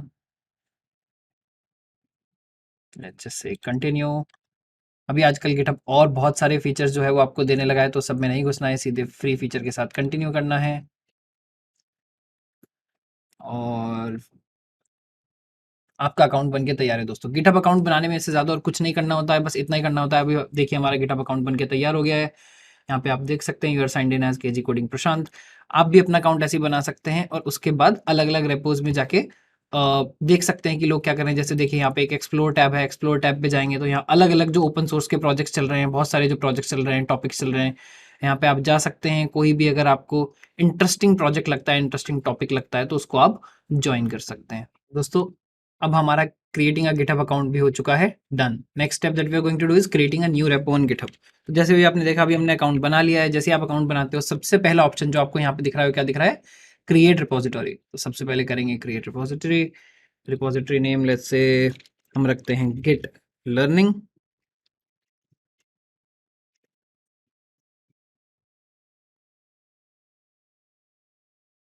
Git learning available है KG coding Prashant के अंदर। Description कुछ लिखने की जरूरत नहीं है। Repository हम रखेंगे public, add a readme file, add a git ignore and choose a license. तो जब हम चूज अ लाइसेंस करते हैं तो यहाँ लाइसेंस का मतलब होता है कि क्या आप ये पब्लिक सोर्स रखना चाह रहे हैं। बहुत सारे अलग अलग ओपन सोर्स के भी लाइसेंसेज हैं, बट हम जनरली GNU या तो लाइसेंस रखते हैं या अपाचे रखते हैं। लेट्स से हमारा अपाचे लाइसेंस है। एक चीज़ आप और ध्यान रखिएगा, रीडमी फाइल क्या होती है। रीडमी फाइल ये होती है एक रिपोजिटरी के बारे में आपको जनरली ये बताया जाना कि इस रिपोजिटरी में हम क्या काम कर रहे हैं, क्या हम कोलैबोरेटर्स को सीक आउट कर रहे हैं, नहीं कर रहे हैं, हमारे बग्स का क्या स्टेटस है, आप ये क्लोन करके कैसे कंट्रीब्यूट कर सकते हैं। सब जनरली एक रीड फाइल में लिखा जाता है, जिसको गिटहब थोड़ा अच्छा सा फॉर्मेटिंग करके, मार्कडाउन फॉर्मेटिंग करके दिखाता है। जहाँ तक गिट इग्नोर की बात है, गिट इग्नोर की अभी हम आगे बात करेंगे कि गिट इग्नोर का क्या मतलब है और ये फाइल हम क्यों क्रिएट कर रहे हैं। चलिए एक काम करते हैं, यहाँ से इसको हटा देते हैं और हम गिट इग्नोर फाइल अपने आप बना करके इसमें क्रिएट करेंगे। अब यहाँ दबा देते हैं क्रिएट रिपोजिटरी। ये आपकी रिपोजिटरी बनके तैयार है। ये आपका कस्टम URL है। आप लोग भी अगर अभी गिटहब पे जाके इस कस्टम URL को डालेंगे तो आप इस रिपोजिटरी पे पहुंच सकते हैं। लाइसेंस फाइल इसमें कमिट कर दी है ताकि कोई अगर आके इस रिपोजिटरी को यूज़ कर रहा है तो उनको पता चले कि क्या मैं इस कोड को फ्री में यूज़ कर सकता हूँ, नहीं कर सकता हूँ, कंट्रीब्यूट कर सकता हूँ, नहीं कर सकता हूँ, वो लाइसेंस में रहता है। और रीडमी में अभी इन्होंने सिर्फ नाम कमिट कर दिया है। चलते हैं, चलो नेक्स्ट स्टेप पे। दोस्तों हमने खत्म कर लिया अपना creating a new repo on GitHub point. अब आते हैं क्लोनिंग अ रेपो पे। क्लोनिंग अ रेपो के लिए हमको स्पेशल कुछ नहीं करना है। आपके पास जो भी कोई एक कमांड लाइन टूल हो उसको खोल लीजिए। मेरे पास यहाँ पे आइटम 2 है, ये मैं खोल लेता हूँ। अपने होम में जाएंगे, सबसे पहले एक अलग से फोल्डर बना लीजिए जहाँ आप अपने सारे प्रोजेक्ट्स डालेंगे, ताकि आपकी जो होम डायरेक्टरी है, कोई और डेस्कटॉप पे आप रखना चाहते हैं, डॉक्यूमेंट्स में रखना चाहते हैं, वो खराब ना हो। Let's create a directory knowledge gate. बन गया है नॉलेज गेट। नॉलेज गेट के अंदर जाएंगे। अब हम यहाँ पे कमांड लिखेंगे गिट क्लोन। हमने क्या बात की थी कि जो गिट है वो एक डिस्ट्रीब्यूटेड वर्जन कंट्रोल सिस्टम है, जिसमें कि क्या होता है, एक मेन रेपो होती है और उसकी एक एग्जैक्ट कॉपी आपके डेवलपर के मशीन पे होती है। ये बात की थी। और ये बात की थी कि जुड़वा पिक्चर की तरह जैसे ही आप गिट क्लोन लिख के अपने मेन रेपो जो है उसका एक लिंक देते हैं। जैसे गिटहब क्या कर रहा है, गिटहब ने इस समय हमारी एक रेपोजिटरी वहां पे बना ली है, उसको पब्लिकली एक्सेसिबल कर दिया है। कैसे? एक लिंक के जरिए। वो लिंक अभी कैसे निकालते हैं वो हम देखेंगे। वो लिंक के साथ जब हम गिट क्लोन कमांड लिखेंगे तो हमारी जो रेपो है वो क्लोन हो जाएगी। तो चलिए वो लिंक निकालते हैं। ये हमारी रेपो है। जैसे आप यहाँ पर आएंगे, ये जो कोड का ऑप्शन यहाँ पर है, ये तो दिखा रहा है क्लोन। क्लोन का मतलब क्या है? HTTPS से आप क्लोन करना चाहते हैं, SSH से क्लोन करना चाहते हैं, GitHub CLI से क्लोन करना चाहते हैं। अभी बहुत ज़्यादा इसमें नहीं जाऊँगा। ये अलग अलग तरह के परमिशन मॉडल्स हैं जिसके थ्रू आप ये कर सकते हैं, बट मोस्टली जितने भी पब्लिक प्रोजेक्ट्स होते हैं उसमें आपको इनमें से किसी की भी जरूरत नहीं पड़ती है। आप इसको नॉर्मली कर सकते हैं। GitHub अपना UI टूल भी देता है जिसको आप git as a tool install कर सकते हैं और उसमें आप डायरेक्टली फिर क्लोनिंग वगैरह और मतलब बहुत सारी चीज़ों को UI देता है। इसके लिए कमांड लाइन की जरूरत नहीं पड़ती है। बट बच्चों मैं एडवाइस करूंगा, जब आप गिट सीख रहे हैं तो UI को अवॉइड करें। जब जब तक आप कमांड लाइन से गिट को चलाना नहीं सीखेंगे तब तक आपको गिट की बहुत अच्छी अंडरस्टैंडिंग नहीं होगी। एक बार जब आप अच्छे से सीख जाते हैं उसके बाद आप UI भी यूज कर सकते हैं। ये एकदम गाड़ी चलाने की तरह है। मैं अगर आप शुरुआत में गाड़ी चलाना सीख रहे हैं तो ऑटोमेटिक गाड़ी पे ना सीखें, गियर वाली गाड़ी पे चलाना सीखें, है ना, ताकि आपको एक बार अच्छे से गाड़ी चलानी आ सके, आप सब तरह की गाड़ियां चला सकें और उसके बाद आप किसी भी तरह की गाड़ी चाहें तो चला सकते हैं। तो जैसे HTTPS वाला लिंक है, हम इसी को यहाँ से ये बटन दबाएंगे तो ये दिखा रहा है, देखिए कॉपी हो गया है। अब ये कॉपीड है। वापस आते हैं हम अपने कमांड लाइन पे, लिखते हैं गिट क्लोन और यहाँ पे आके इसको लिंक को पेस्ट कर दीजिए। अब जैसे ही आप लिंक को पेस्ट करके दबाते हैं एंटर, देखिए क्या बोल रहा है, क्लोनिंग इनटू गिट लर्निंग। और धीरे धीरे करके ये दिखा रहा है, इसने ये किया, 4 ऑब्जेक्ट रिसीव किए, ये किया, ये किया। अब नॉलेज गेट के अंदर अगर हम LS करके देखेंगे तो क्या दिखा रहा है, गिट लर्निंग। गिट लर्निंग क्या है, हमारी रेपो का नाम था। तो आप देखेंगे गिट लर्निंग नाम की रेपो का हमारा यहाँ पे फोल्डर बन गया है। अब इसके अंदर चल के देखते हैं, चलिए क्या है गिट लर्निंग के अंदर क्या है। अगर हम LS करते हैं तो क्या आ रहा है, लाइसेंस और रीडमी फाइल आ रही है। तो जो दोस्तों 2 फाइल्स हमारे यहाँ पर आप देखिए रेपो में पड़ी हुई हैं, वो ही हमको अब यहाँ पर लोकल भी आ गए हैं। तो हमारी क्योंकि वहां पे रेपो में 2 फाइल्स थी, जैसे हमने क्या बात की थी, प्रिंसिपल क्या होता है, इनिशियल स्टेज और plus changes changes changes changes. तो अभी हम कमिट पे नहीं आए हैं, एक इनिशियल कमिट इसने खुद बना लिया इनिशियल चेंज के लिए, वो इनिशियल चेंज हमारे पास आ चुका है। तो एक बार हम दोबारा जाकर देखते हैं हमको क्या फाइल दिखा रहा है। ये दोनों फाइल दिखा रहा है। एक बार चलिए चेक कर लेते हैं कि रीडमी फाइल के अंदर क्या है। हम लिखते हैं रीडमी, खोल के देखेंगे तो इसके अंदर यही टेक्स्ट लिखा हुआ है, देखिए जो यहाँ पे लिखा है। तो अब हम देखेंगे कि आगे हम इस रेपो को एडिट कैसे करते हैं, अपने चेंजेस कमिट कैसे करते हैं, इस सब पे आते हैं। दोस्तों भी हमने देखा कि हमने रेपो को कैसे सिर्फ एक गिट क्लोन की कमांड लिख के क्लोन कर लिया। अभी आते हैं 3 स्टेजेस ऑफ गिट पे। गिट की कौन कौन सी 3 स्टेजेस हैं, ये भी थोड़ा सा समझने वाला पॉइंट है। सर समझने वाला पॉइंट है तो पहले क्यों नहीं बताया, अब हैंड्स ऑन के टाइम पे क्यों बता रहे हैं, हैंड्स ऑन में क्यों इंक्लूड किया? बेटा इसको हैंड्स ऑन में इसलिए इंक्लूड किया ताकि हम इसको करते भी रहें और सीखते भी रहें। ये थोड़ा सा समझने के लिए मुश्किल है सिर्फ एक वर्चुअल कॉन्सेप्ट, तो थोड़ा सा समझने के लिए मुश्किल है, एक बार देखेंगे और साथ साथ करते भी रहेंगे। तो अगर हम इस पे आते हैं कि क्या होते हैं 3 स्टेजेस ऑफ गिट, तो देखिए यहाँ पे जैसे आप देख पा रहे हैं कौन कौन से स्टेजेस लिखे हुए हैं, एक वर्किंग स्टेज है, एक स्टेजिंग इंडेक्स है और एक रिपोजिटरी है। तो क्या है, जब हम कोई भी चेंज कर रहे हैं, मान लीजिए आप फाइल में एक्टिव चेंज कर रहे हैं, जो भी हम करके देखेंगे, मान लीजिए हमारी रीड फाइल है, उसमें जाके कुछ कुछ टेक्स्ट ऐड करेंगे। जब हम ऐड करते हैं और फाइल सेव करते हैं, जो ट्रेडिशनली आप फाइल सेव हमेशा करते आए हैं, तो फाइल लोकली सेव हो जाएगी, आपका चेंज सेव हो जाएगा, उसको बोलते हैं वर्किंग डायरेक्टरी। वर्किंग डायरेक्टरी का क्या मतलब है, एक रिपोजिटरी थी, उसकी एक लोकल कॉपी हमने ले ली एज अ डेवलपर वन, और उसके उसमें जो भी फाइल्स हैं वो हम चेंज कर रहे हैं। बट क्योंकि मैंने फाइल अपने लोकल सिस्टम पे सेव की है, इसका मतलब ये नहीं है कि वो कमिट हो चुकी है। कमिट होने से पहले भी उसमें एक स्टेज आता है। गिट एक एरिया रखता है जिसको बोला जाता है स्टेजिंग एरिया। देखिए कई बार क्या होता है, काम करते हुए भी जब आप काम कर रहे हैं, आपने हो सकता है 10 फाइलों में चेंज किया हो, बट आप उसमें से अभी 4 ही फाइल कमिट करना चाहते हैं, बाकी फाइल्स में भी कुछ कुछ चेंजेस हैं जो आप कर रहे हैं, करना चाहते हैं। ये बहुत बार बहुत सारे कोडिंग प्रोजेक्ट्स में ऐसा भी होता है कि कोई चीज़ आप लोकली उठा रहे हैं, कोई लाइब्रेरी, कोई डिपेंडेंसी लोकली पड़ी हुई है जिसको आप कमिट नहीं करना चाहते। तो इसके लिए क्या होता है, रादर देन ये हो कि जो भी आपने एडिट किया है वो सब कुछ एडिट हो जाएगा, आप इंटेंशनली चूज कर सकते हैं कि मैंने ये 5 फाइलें एडिट की हैं, बट मैं चाहता हूं अभी ये 3 ही फाइल कमिट की जाए। वो आप कैसे करते हैं, जो भी फाइल आपके सबसे फाइनल तैयार है, कमिट होने के लिए तैयार है, सर्वर पे जाने के लिए तैयार है, मेन रिपोजिटरी पे जाने के लिए तैयार है, उसको हम एक स्टेजिंग एरिया में मूव करते रहते हैं। तो हम क्या करते हैं, वर्किंग डायरेक्टरी से कमांड होती है गिट ऐड। जब हम ऐड करते हैं, जब हम गिट ऐड करते हैं तो क्या होता है, वर्किंग एरिया से स्टेजिंग एरिया में चला जाता है ना। समझिए, यहाँ एक्चुअली फाइल में कोई चेंज नहीं हुआ है, सिर्फ चेंज क्या हुआ है कि आपने गिट को ये बताया है कि ये फाइल जो है, इसकी एक कॉपी आप बना के अपने पास रख लो, ये कमिट होने के लिए तैयार है। अगर आप एक बार एक फाइल को किसी भी करंट स्टेज में स्टेजिंग पे ले जाते हैं तो गिट उसकी एक कॉपी बना के स्टेजिंग में रख लेता है। उसके बाद अगर आप और फर्दर चेंजेस करेंगे तो वो स्टेज में नहीं जाते हैं, वो फिर उसके स्टेज के बाद एक और लोकल कॉपी आपके पास है जो वो दिखाता है कि आप चेंज कर रहे हैं। तो पहले जब भी आपके चेंजेस फाइनल हो, आप उनको स्टेजिंग एरिया में मूव करते हैं। जब काफ़ी सारे फाइल या एक फाइल है, जितने भी फाइल्स जो आपके इंटेंडेड फाइल्स हैं वो स्टेजिंग एरिया में चले जाते हैं, तो हम कमांड यूज़ करते हैं गिट कमिट। कमिट का मतलब अब जो भी चीज़ें स्टेजिंग एरिया में है उनको कमिट किया जा सकता है। तो पहले वर्किंग डायरेक्टरी से गिट ऐड करके स्टेजिंग एरिया में ले जाया जाता है, फिर गिट स्टेजिंग से अब गिट कमिट करके कमिट कर दिया जाता है। जब वो कमिट हो जाता है उसके बाद फिर आगे की कमांड्स देखेंगे, उसको पुश कैसे किया जाता है मेन सर्वर पे। बट कमिट का मतलब वो जिस कमिट के गोले की हमने बात की थी उसका एक गोला बन के वहीं पे रुक जाता है। गिट कमिट के बाद क्या होता है दोस्तों, गिट कमिट, ये हम कमिट उसी कमिट की बात कर रहे हैं जो कमिट ब्लॉब की हमने बात की थी, जिस कमिट में ऑथर का नाम आता था, जिस कमिट में ईमेल एड्रेस आता था, डेट आता था, टाइम आता था, सब कुछ आता था। वो जैसे ही आप गिट कमिट कमांड बनाएंगे तो कमिट बना के लोकल पे रख लेगा।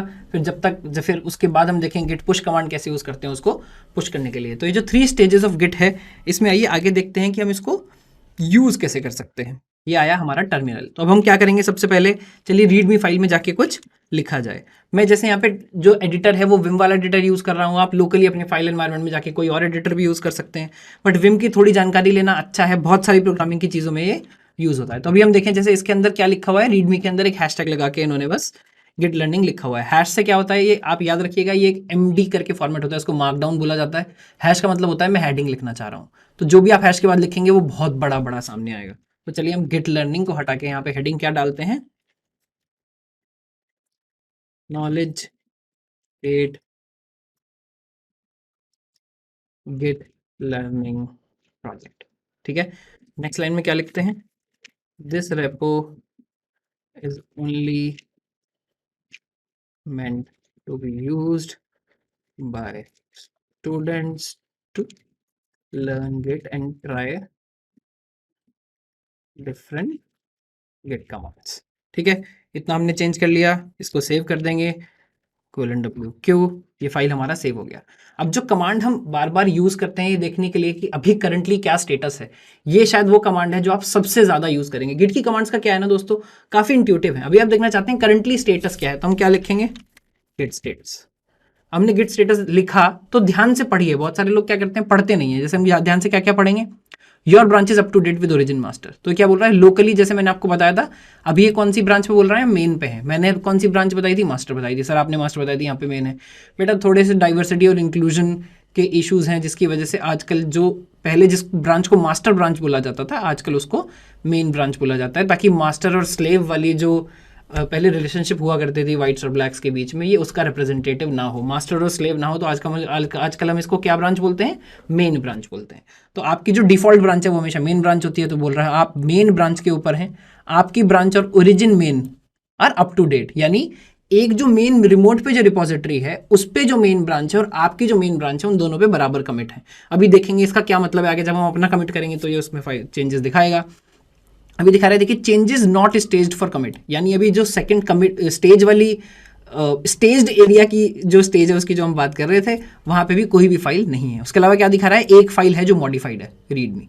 तो इसमें देखते हैं बेटा अलग अलग कमांड्स कौन सी होती हैं। जैसे ये अभी कमांड है, इसमें हम क्या करते हैं, एक बार चेक गिट स्टेटस, अभी हमने कमांड देखी, गिट स्टेटस से हमको स्टेटस दिखता है। दूसरी कमांड है गिट डिफ। गिट डिफ से क्या होता है, गिट डिफ से दिखता है डिफरेंस, यानी हर लाइन का डिफरेंस कि इस रीडमी में क्या चेंज हुआ जरा मेरे को ये बताओ। तो गिट डिफ में क्या हुआ, यहां पे आएंगे देखेंगे, ये डिफ दिखा रहा है, ए रीडमी जो है ए रीडमी और बी रीडमी की तरह उसको रिप्रेजेंट कर रहा है, इंडेक्स ये है। अगर अंदर आके देखेंगे तो जो भी माइनस के बाद होता है, जैसे जो नोटेशन हम यूज कर रहे थे माइनस और प्लस की, वो यही वाली नोटेशन है। जो माइनस और रेड कलर से दिखता है वो लाइनें डिलीट करी गई हैं, यानी जो हैश गेट लर्निंग वाली लाइन थी उसको डिलीट कर दिया गया है। उसकी जगह कौन सी 3 लाइनें ऐड करी गई हैं, नॉलेज गेट, गेट लर्निंग, ये और ये। तो आप एक बार स्टेज करने से पहले देख सकते हैं कि हाँ ये चेंज वही है जो आपने इंटेंड किया था, कुछ चेंज गलती से तो नहीं हो गया, कुछ चेंज आईडी ने खुद तो नहीं कर दिया, हाँ ये वही चेंज है। तो उसके बाद हम कौन सी कमांड यूज करेंगे, गिट ऐड। मैं करूंगा गिट ऐड, मेरी फाइल का नाम क्या है, या उसके बाद आप फाइल का नाम दे सकते हैं रीडमी। जैसे मैं ये करूंगा उसके बाद जब मैं स्टेटस करूंगा तो देखिए चेंज हो गया। पिछली बार ये लाल कलर से दिखा रहा था रीडमी, यानी लाल कलर का मतलब लोकल चेंज। इस बार ये किस तरह से दिखा रहा है, ग्रीन कलर से दिखा रहा है। देखिए पिछली बार क्या बोल रहा था, changes not staged for commit, इस बार क्या बोल रहा है, चेंजेस टू बी कमिटेड। तो जो भी ग्रीन कलर से चेंजेस टू बी कमिटेड की लाइन में होंगे उन सबका क्या मतलब होगा, अब ये स्टेज हो गया है और ये कमिट होने के लिए तैयार है। तो जब हमारी कोई भी फाइल स्टेज करने के लिए तैयार है, नेक्स्ट स्टेप जो हमको जनरली करना चाहिए वो ये है कि आप उसको कमिट कर सकते हैं। पर उसके पहले एक बार देखते हैं सर हम क्या क्या पढ़ने वाले थे। आपने बोला था हम 3 स्टेजेस ऑफ गिट में देखेंगे लोकल फाइल स्टेटस कैसे होता है, जो बेटा हमने देखा जो रेड कलर से आता है। जो गिट स्टेजिंग और अनस्टेजिंग है, स्टेजिंग हमने देखा अगर कोई फाइल मेरी लोकल एडिटेड है मुझे उसे स्टेज करना है तो मैं गिट ऐड कमांड यूज कर रहा हूँ। अनस्टेजिंग सर आपने नहीं बताया, बिल्कुल सही। कई बार क्या होता है, आपको लगा मेरी फाइल तैयार है, आपने उसको स्टेज कर दिया, बट उसके बाद लगा नहीं नहीं यार मैं ये वाली फाइल कमिट नहीं कर सकता। तो उसके लिए आप क्या करते हैं, आप करते हैं गिट। ये कमांड जनरली वैसे इतनी ज्यादा यूज करी नहीं जाती है, बट फिर भी मैं आपको बता देता हूँ, आप यूज करते हैं गिट रीसेट हेड। वैसे देखिए यहाँ पे गिट खुद भी सजेस्ट कर रहा है, एक ये वाली कमांड भी होती है, पहले चलिए यही चला लेते हैं, गिट रीसेट हेड। उसके बाद आप क्या बोलते हैं, फाइल का नाम बोलते हैं, एंटर करते हैं। क्या हुआ है, देखिए अनस्टेज हो गई है। जो गिट है वो अपने आप भी एक नाम कमांड सजेस्ट कर रहा है, इसका नाम क्या है, गिट रीस्टोर स्टेज्ड, और उसके बाद फाइल का नाम ये बोल रहा है उससे भी अनस्टेज किया जा सकता है। तो चलिए एक बार फिर से ट्राई करते हैं, एक बार हम इसको फिर से ऐड करते हैं। अब जैसे ही हम ऐड करेंगे तो क्या होगा, फिर से स्टेज हो जाएगी। स्टेटस करते हैं तो क्या आया, फिर से ग्रीन हो गई।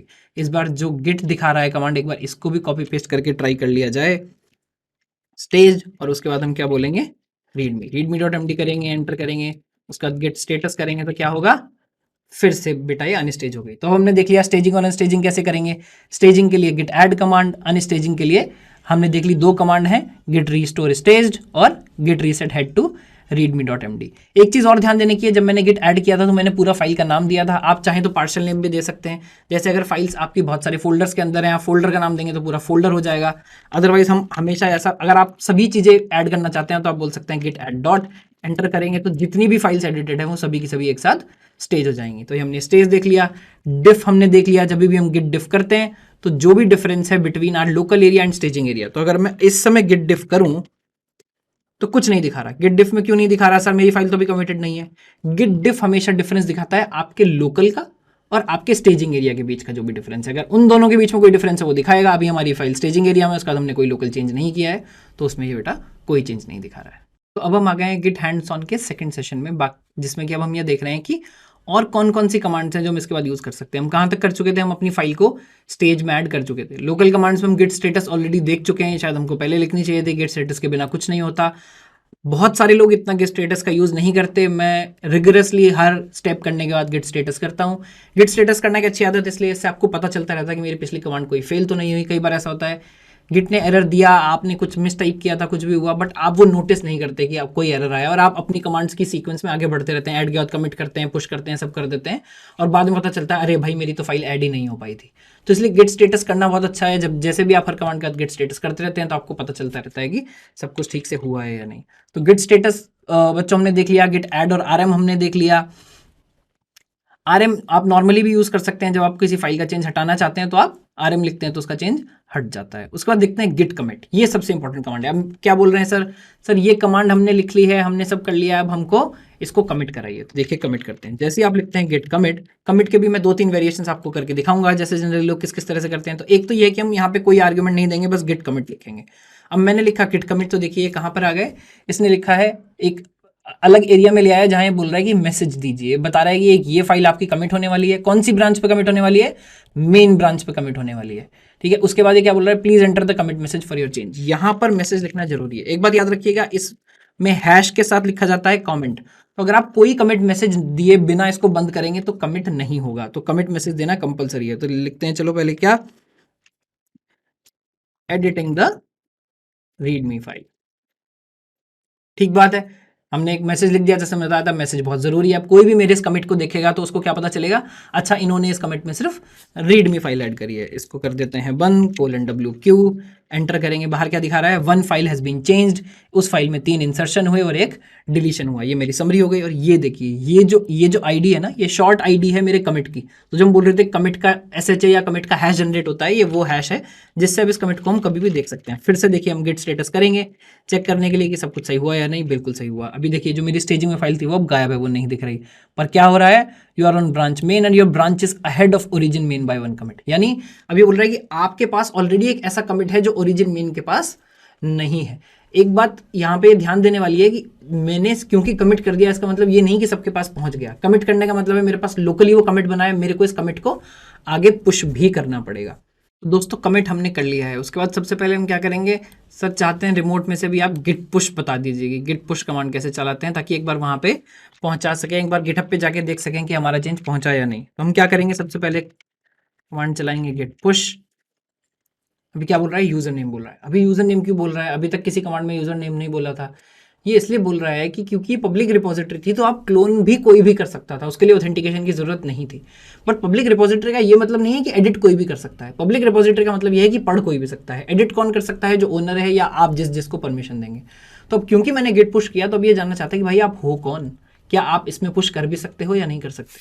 तो हमने अपना जो यूजर नेम बनाया था, क्या बनाया था, अरे भाई मेरे को तो याद नहीं आ रहा। तो क्या करेंगे, सबसे पहले गिटहब पे जाके देख लेंगे हमारा यूजर नेम हमने क्या बनाया था, केजी कोडिंग प्रशांत। तो यहाँ पर वापस आते हैं, अपना यूजर नेम डाल देते हैं। याद रखिएगा यहाँ पे ईमेल आईडी नहीं चलेगी, जो भी आपने यूजर नेम डाला है वही डालिए। तो मैं डाल देता हूँ केजी कोडिंग प्रशांत। ये बोल रहा है पासवर्ड, तो जो पासवर्ड सेट किया था अपने अकाउंट का वो डाल दीजिए, एंटर करिए। Support for password authentication was remove, please use a personal token instead. ओहो, इस बात का क्या मतलब है, ये प्रॉब्लम आपको भी आ सकती है। तो जो हमने SSH के जरिए जो कॉपी पेस्ट किया था वो ये बोल रहा है कि अब ये बंद हो गया है, क्योंकि आईडी और पासवर्ड नहीं चाहते कि जब आप गिट पुश करते हैं हर बार वायर पे ट्रैवल करे। तो इसका क्या मतलब है कि आप पर्सनल टोकन इंस्टेड यूज करिए। चलिए देखते हैं एक बार। जो पर्सनल टोकन है, जैसे ही मैं अकाउंट में आता हूँ, एक बार यहाँ पर आएंगे, सेटिंग्स में जाएंगे, आपको आना है SSH एंड GPG कीज़। तो यहाँ पे क्या होता है, आप SSH कीज़ बना करके अपने अकाउंट की डाल सकते हैं। SSH की क्या होती है, यहाँ पे क्या होता है, आप यहाँ पे एक न्यू SSH की बना सकते हैं। इसमें बहुत ज़्यादा समझने की जरूरत नहीं है, बस साथ साथ फॉलो करते रहिएगा। सपोज मैं क्या बोलता हूँ,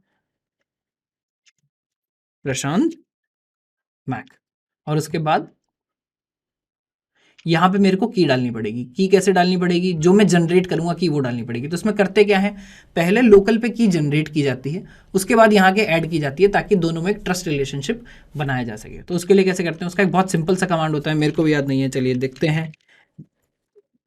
जनरेट SSH की ऑन मैक। आप सेम अगर किसी और ऑपरेटिंग सिस्टम पे हैं तो वो सेलेक्ट करिएगा। जनरली जो गिटहब का डॉक है, मैं हमेशा ये यूज़ करता हूँ जब भी मेरे को SSH की बनानी होती है।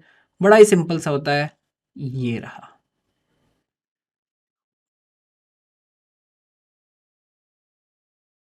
ये नई वाली एल्गोरिथम है, मैंने भी शायद पिछले वाली यूज़ की थी, इससे पहले जब यूज़ किया था। यहाँ आते हैं, क्रिएट करते हैं। तो सपोज़ मैं यहाँ पे हूँ, जनरली ये काम हमको होम में जाके करना चाहिए, तो मैं CD करके होम में आ गया। मैं जनरेट कर रहा हूँ, ये बोल रहा है ईमेल एड्रेस क्या है, तो चलिए ईमेल एड्रेस डाल देते हैं।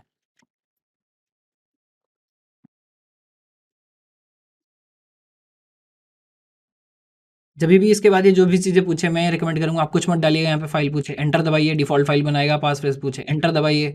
सेम प्रोसेस पूछे, एंटर दबाइए।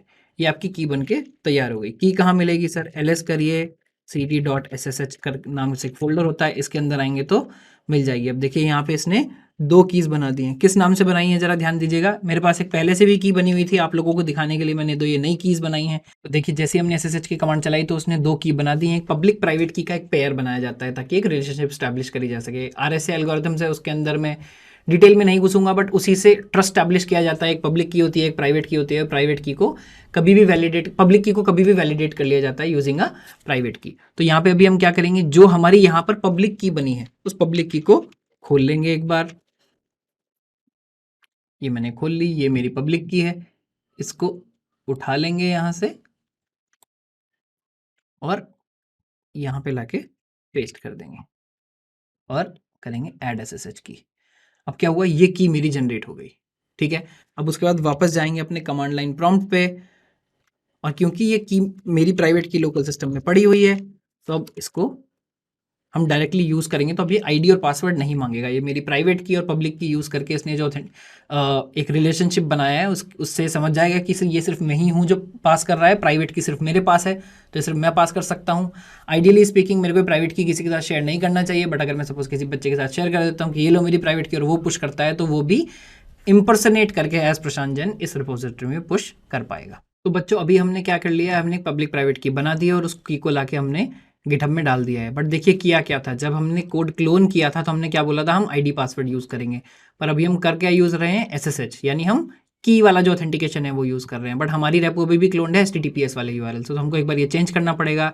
SSH वाला जो URL है एक बार इसको कॉपी कर लीजिए। आप क्या करिएगा, जो SSH वाला URL है उसी से कॉपी करिएगा, और अगर आप HTTPS से कॉपी कर चुके हैं तो बहुत अच्छी बात है, एक और नया तरीका आपको सीखने को मिलेगा।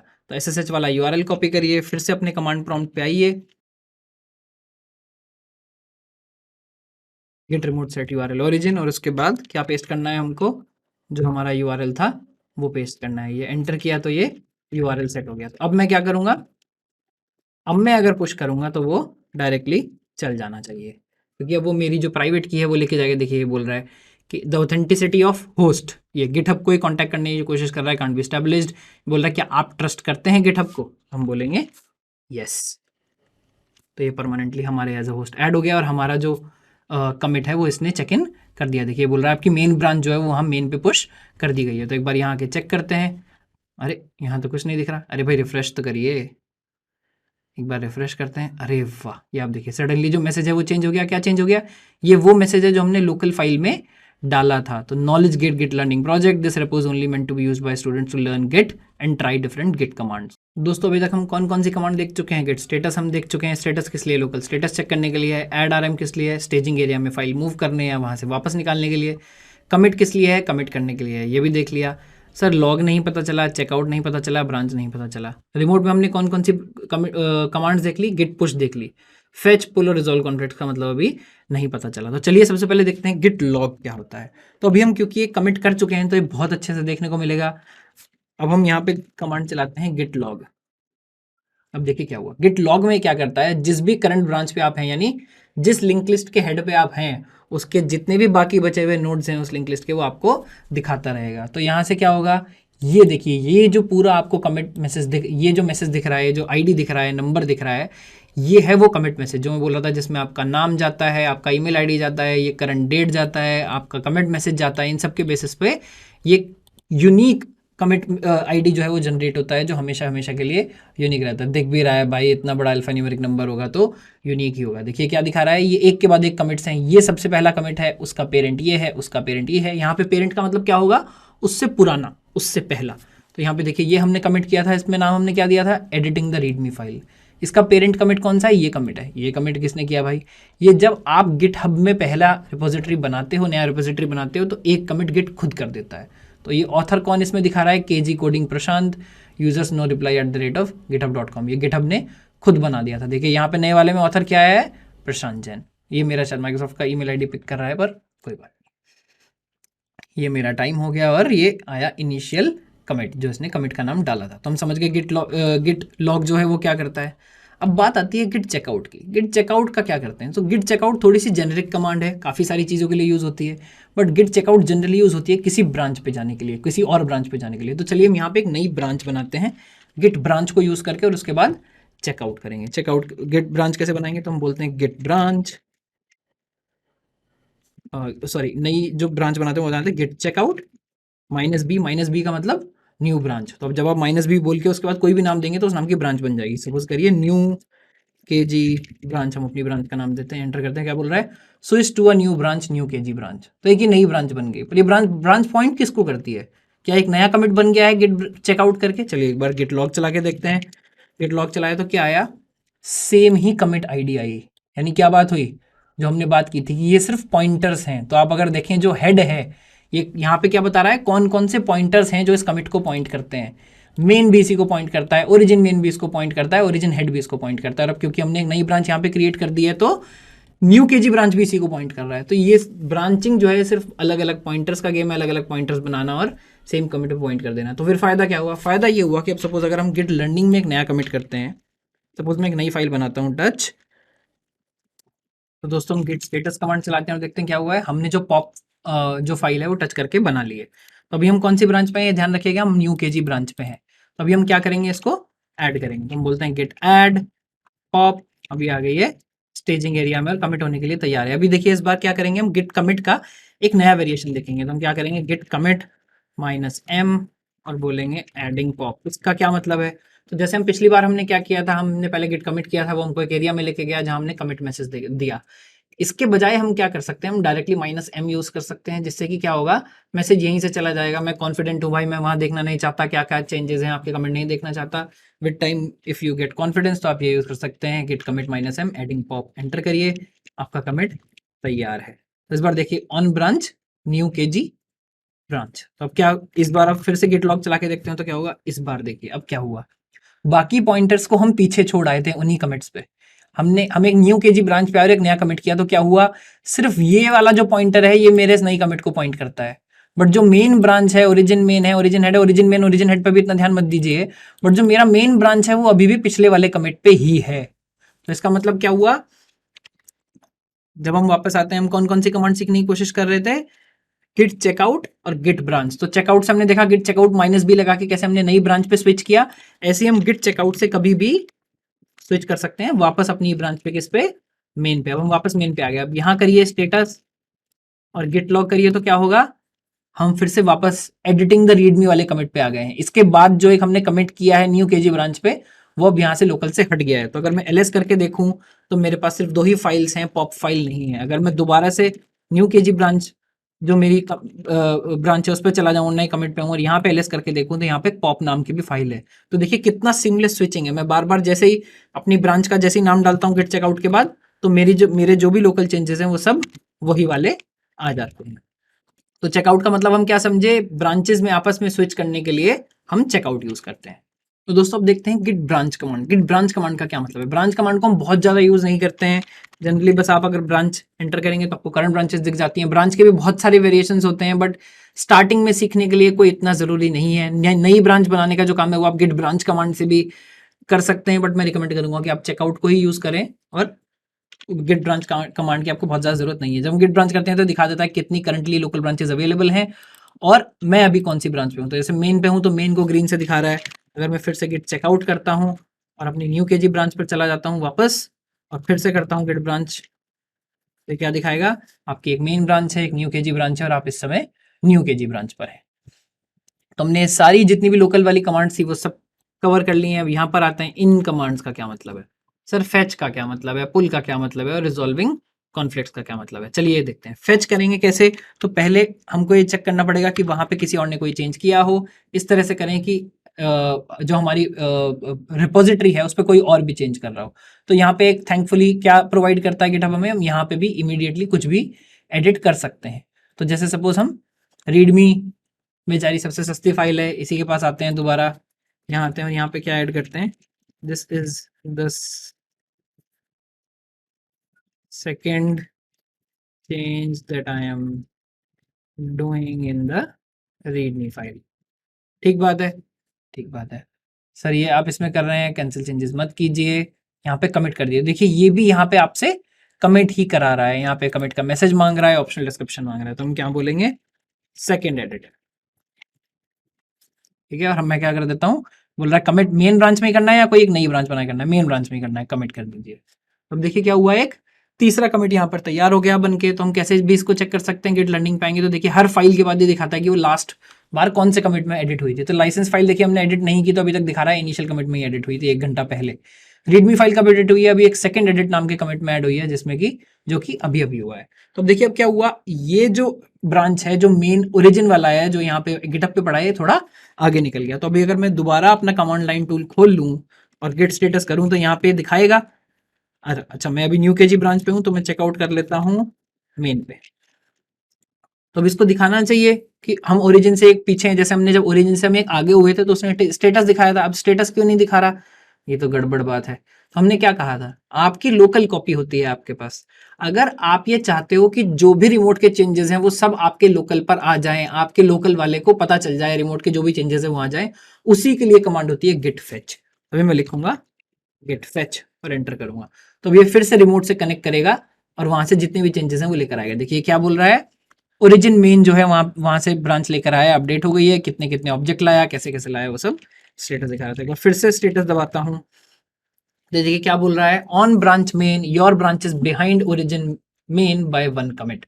यानी ओरिजिन मेन पे जाके किसी ने कमिट कर दिया है और वो आगे निकल चुके हैं, आपका जो लोकल स्टेटस है अभी भी वो पीछे है। यानी फेच ने क्या किया, फेच कभी भी मेरे लोकल फाइल सिस्टम में चेंजेस रिफ्लेक्ट नहीं करता, वो सिर्फ पॉइंटर्स अपडेट करता है। जो नए कमिट के जो बॉल्स हैं मेरे, उनको लोकल पे लाके डाल लेता है। जितने भी कमिट के बॉल्स होंगे लोकल पे लाके डाल लेगा, बट अप्लाई नहीं करेगा। अगर मेरे को अप्लाई करना है तो मेरे को एक दूसरी कमांड यूज करनी पड़ेगी जिसका नाम क्या है, पुल। तो आइडियली करिएगा, आइडियली जो गिट पुल है वो कमांड एक्चुअली कमांड नहीं होती है, वो क्या होती है, 2 कमांड्स का मिश्रण होती है। कौन सी 2 कमांड्स, एक गिट फेच और दूसरी गिट मर्ज। तो आप मर्ज भी कर सकते हैं, किसी और ब्रांच के जितने चेंजेस हैं वो अपनी ब्रांच में मर्ज कर सकते हैं। तो हम यहाँ पे कर लेते हैं गिट मर्ज और हम बोलते हैं ओरिजिन वाली जो मेन ब्रांच है उसको मेरी ब्रांच में ले आइए। क्या हुआ, अब हमारी जो ब्रांच है वो अप टू डेट हो गई ओरिजिन मेन से। तो अब अगर मैं ls करके देखूं और मैं जाऊं रीडमी फाइल के अंदर, तो मेरे को this is the second change that I am going to do in readme file भी मिल गया है। इसके अलावा जब आप, अगर मैं इसके बजाय गिट पुल चलाता, तो pull is a combination of 2 commands. Git pull जब भी आप करते हैं तो वो क्या करता है, सबसे पहले करता है फेच, और जब फेच पूरा हो जाता है उसके बाद करता है मर्ज। तो जो भी आपकी सिस्टर ब्रांच है, जैसे हम यहाँ देख रहे हैं हमारे पास मेन है, तो जो वहां वाली ब्रांच है उसको वो क्या बोलता है, ओरिजिन मेन बोलता है। तो जो भी आपकी सिस्टर ब्रांच है उसको पुल करके वो आपके पास ले आता है।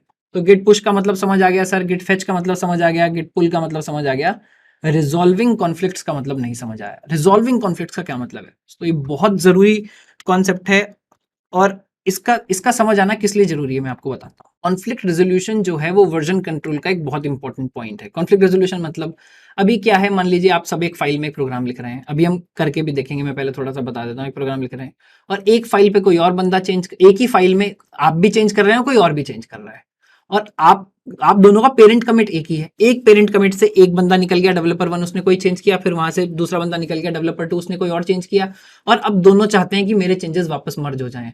तो गिट कोई भगवान नहीं है भाई, उसको नहीं पता कि कौन सा चेंज फाइनली काम करेगा। हो सकता है आप दोनों ने सेम काम किया हो, डिफरेंट काम किया हो, वो फाइल में फाइनल वर्जन कैसे आएगा, तो गिट हो जाएगा कंफ्यूज, क्योंकि एक ही फाइल आप दोनों ने एडिट की है। तो उस केस में जो भी बंदा बाद में पुश करेगा, गिट उसको रिजेक्ट कर देगा, बोलेगा नहीं नहीं आप दोनों का पेरेंट सेम है, वो ऑलरेडी नया अपडेट कर चुका है। तो आपको क्या करना पड़ेगा, एक बार पहले उसके चेंजेस लेकर कन्फ्लिक्ट रिजॉल्व करिए, अगर कोई भी कन्फ्लिक्ट है तो जब फाइनल फाइल का वर्जन बन जाए तो उसको पुश करिए। तो चलिए एक बार करके देखते हैं कैसे करेंगे। तो इसमें हम क्या करेंगे, इसमें हम आते हैं लोकल में, फिर से बेचारी जो हमारी रीडमी फाइल है उसी पे गाज करने वाली है। आ जाते हैं रीडमी फाइल, इसको खोल लेते हैं। इसमें क्या करते हैं, एक और जो है हम लाइन ऐड करते हैं, इसको क्या बोलते हैं, this is the third change on top of second change. ठीक है, ये हमने कर दिया, एंटर किया। अभी क्या दिखा रहा है, ये दिखा रहा है कि आप आगे बढ़ गए हैं। अभी देखिए एक और वेरिएशन देखते हैं। जब मैं रीडमी को दोबारा एडिट कर, अभी हम क्या करते हैं स्टेजिंग एरिया में, किसी फाइल को पहुंचाने के लिए क्या करते हैं, पहले गिट ऐड करके उसको स्टेजिंग एरिया में ले जाते हैं ना। अगर आप श्योर हैं कि भाई मेरे को पता है ये फाइल स्टेजिंग एरिया में जाएगी, वहां से कमिट में जाएंगी, मैं 2 स्टेप में क्यों करूं, मेरे पास लोकल एडिटेड फाइल है, आप जितना भी सब कुछ लोकल में पड़ा है सबको कमिट कर, सबको पहले स्टेज करिए, कमिट करिए, मैसेज डालिए, खत्म कर दीजिए। तो आप -a कर सकते हैं। -a का क्या मतलब है, please stage everything that is uncommitted. That is locally tracked, तो उसको माइनस ऐसे कर देगा, माइनस एम में हम क्या कर रहे हैं, थर्ड कमिट,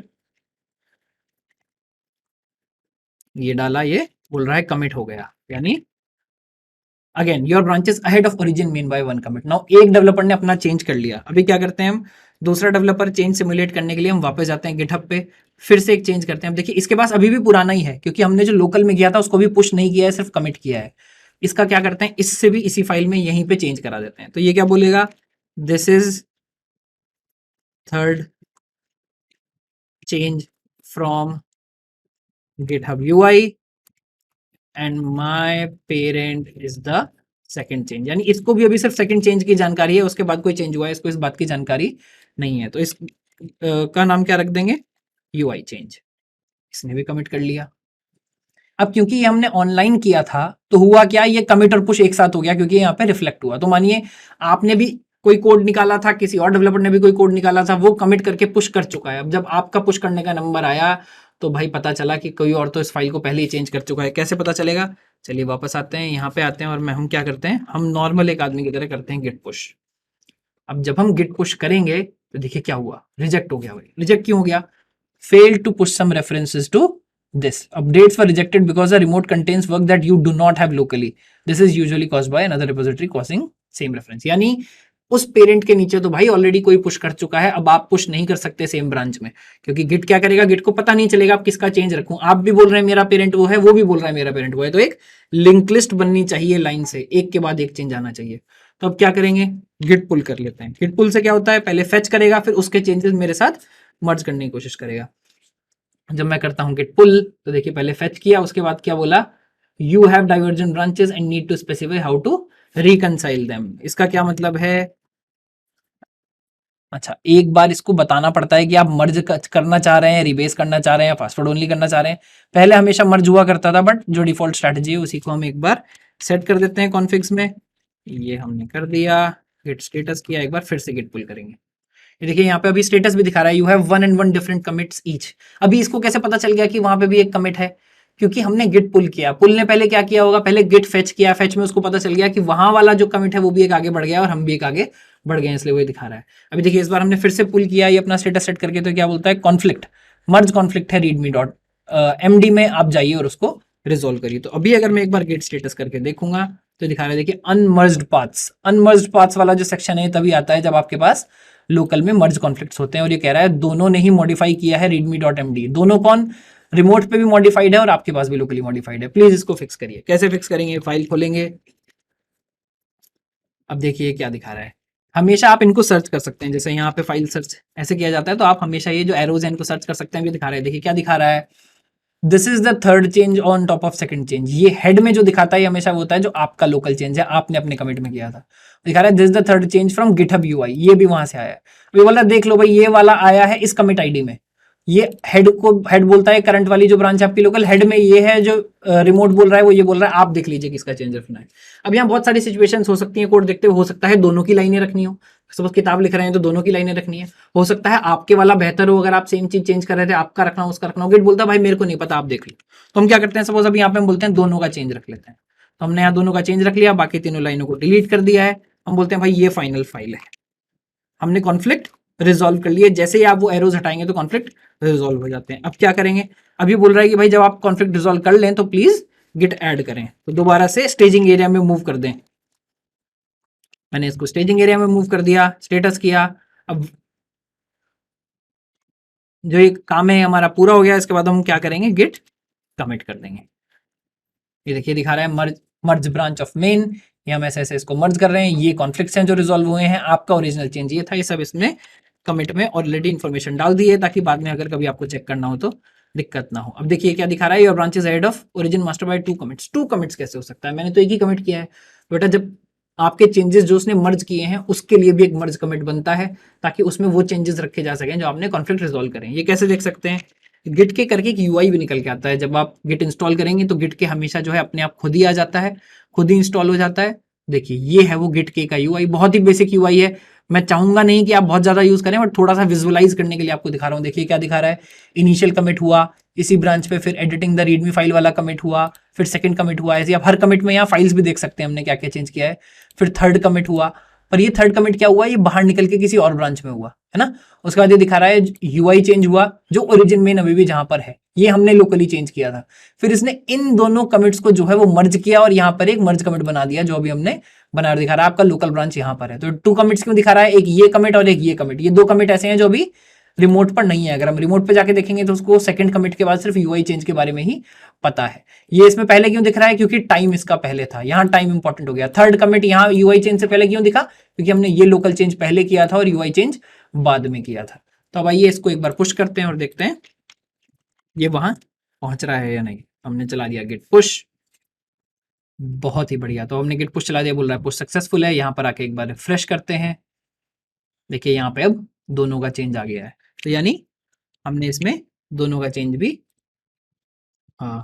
ले आए। तो बेटा हमारी git push, git fetch, git pull और रिजॉल्विंग कॉन्फ्लिक्ट्स, ये सारी जो डिमांड्स हैं, ये भी हमारी जितनी भी कमांड्स थी ये सब हमने सीख ली। बच्चों यहाँ पे मैं ये सेशन एंड करूंगा, ताकि आपको एक गिट का एक जो बेसिक मैं बता पाया, थोड़ा समय ज़्यादा लगा बट हम ये सब पूरा कर पाए। अब इसको आप चला के देखिए, पुश करिए, पुल करिए, अपनी रिपोजिटरीज बनाइए, चेंजेस मार्क करके देखिए, ऐड करके देखिए। जनरली मैं रिकमेंड करता हूँ ये देखने के बाद एक बार जो थ्योरी वाला सेक्शन है पढ़ने के बाद एक बार थोड़ा सा दोबारा देखेंगे तो और क्लैरिटी आएगी। ये करिए, कमेंट करके नीचे ज़रूर बताइएगा आपको और किस तरह का कंटेंट है जो यहाँ पे आप चाहते हैं हम और डालते रहें इस तरह के, और क्या वीडियोज़ हैं, क्या टॉपिक्स हैं जो आपको परेशान करते हैं, लगातार परेशान करते हैं, चाहे वो प्रोग्रामिंग के हों या वो कुछ भी हों। जो भी आपको चाहिए वो नीचे कमेंट करके ज़रूर बताइएगा और सब्सक्राइब करना ना भूलें अगर आप यहाँ तक टिके हुए हैं और 1 घंटे की वीडियो पसंद आई है तो अगली आप ऐसी वीडियो ना मिस करें। इसके लिए नीचे सब्सक्राइब बटन होगा, सब्सक्राइब बटन क्लिक करिए और दोबारा जल्दी मिलेंगे। धन्यवाद।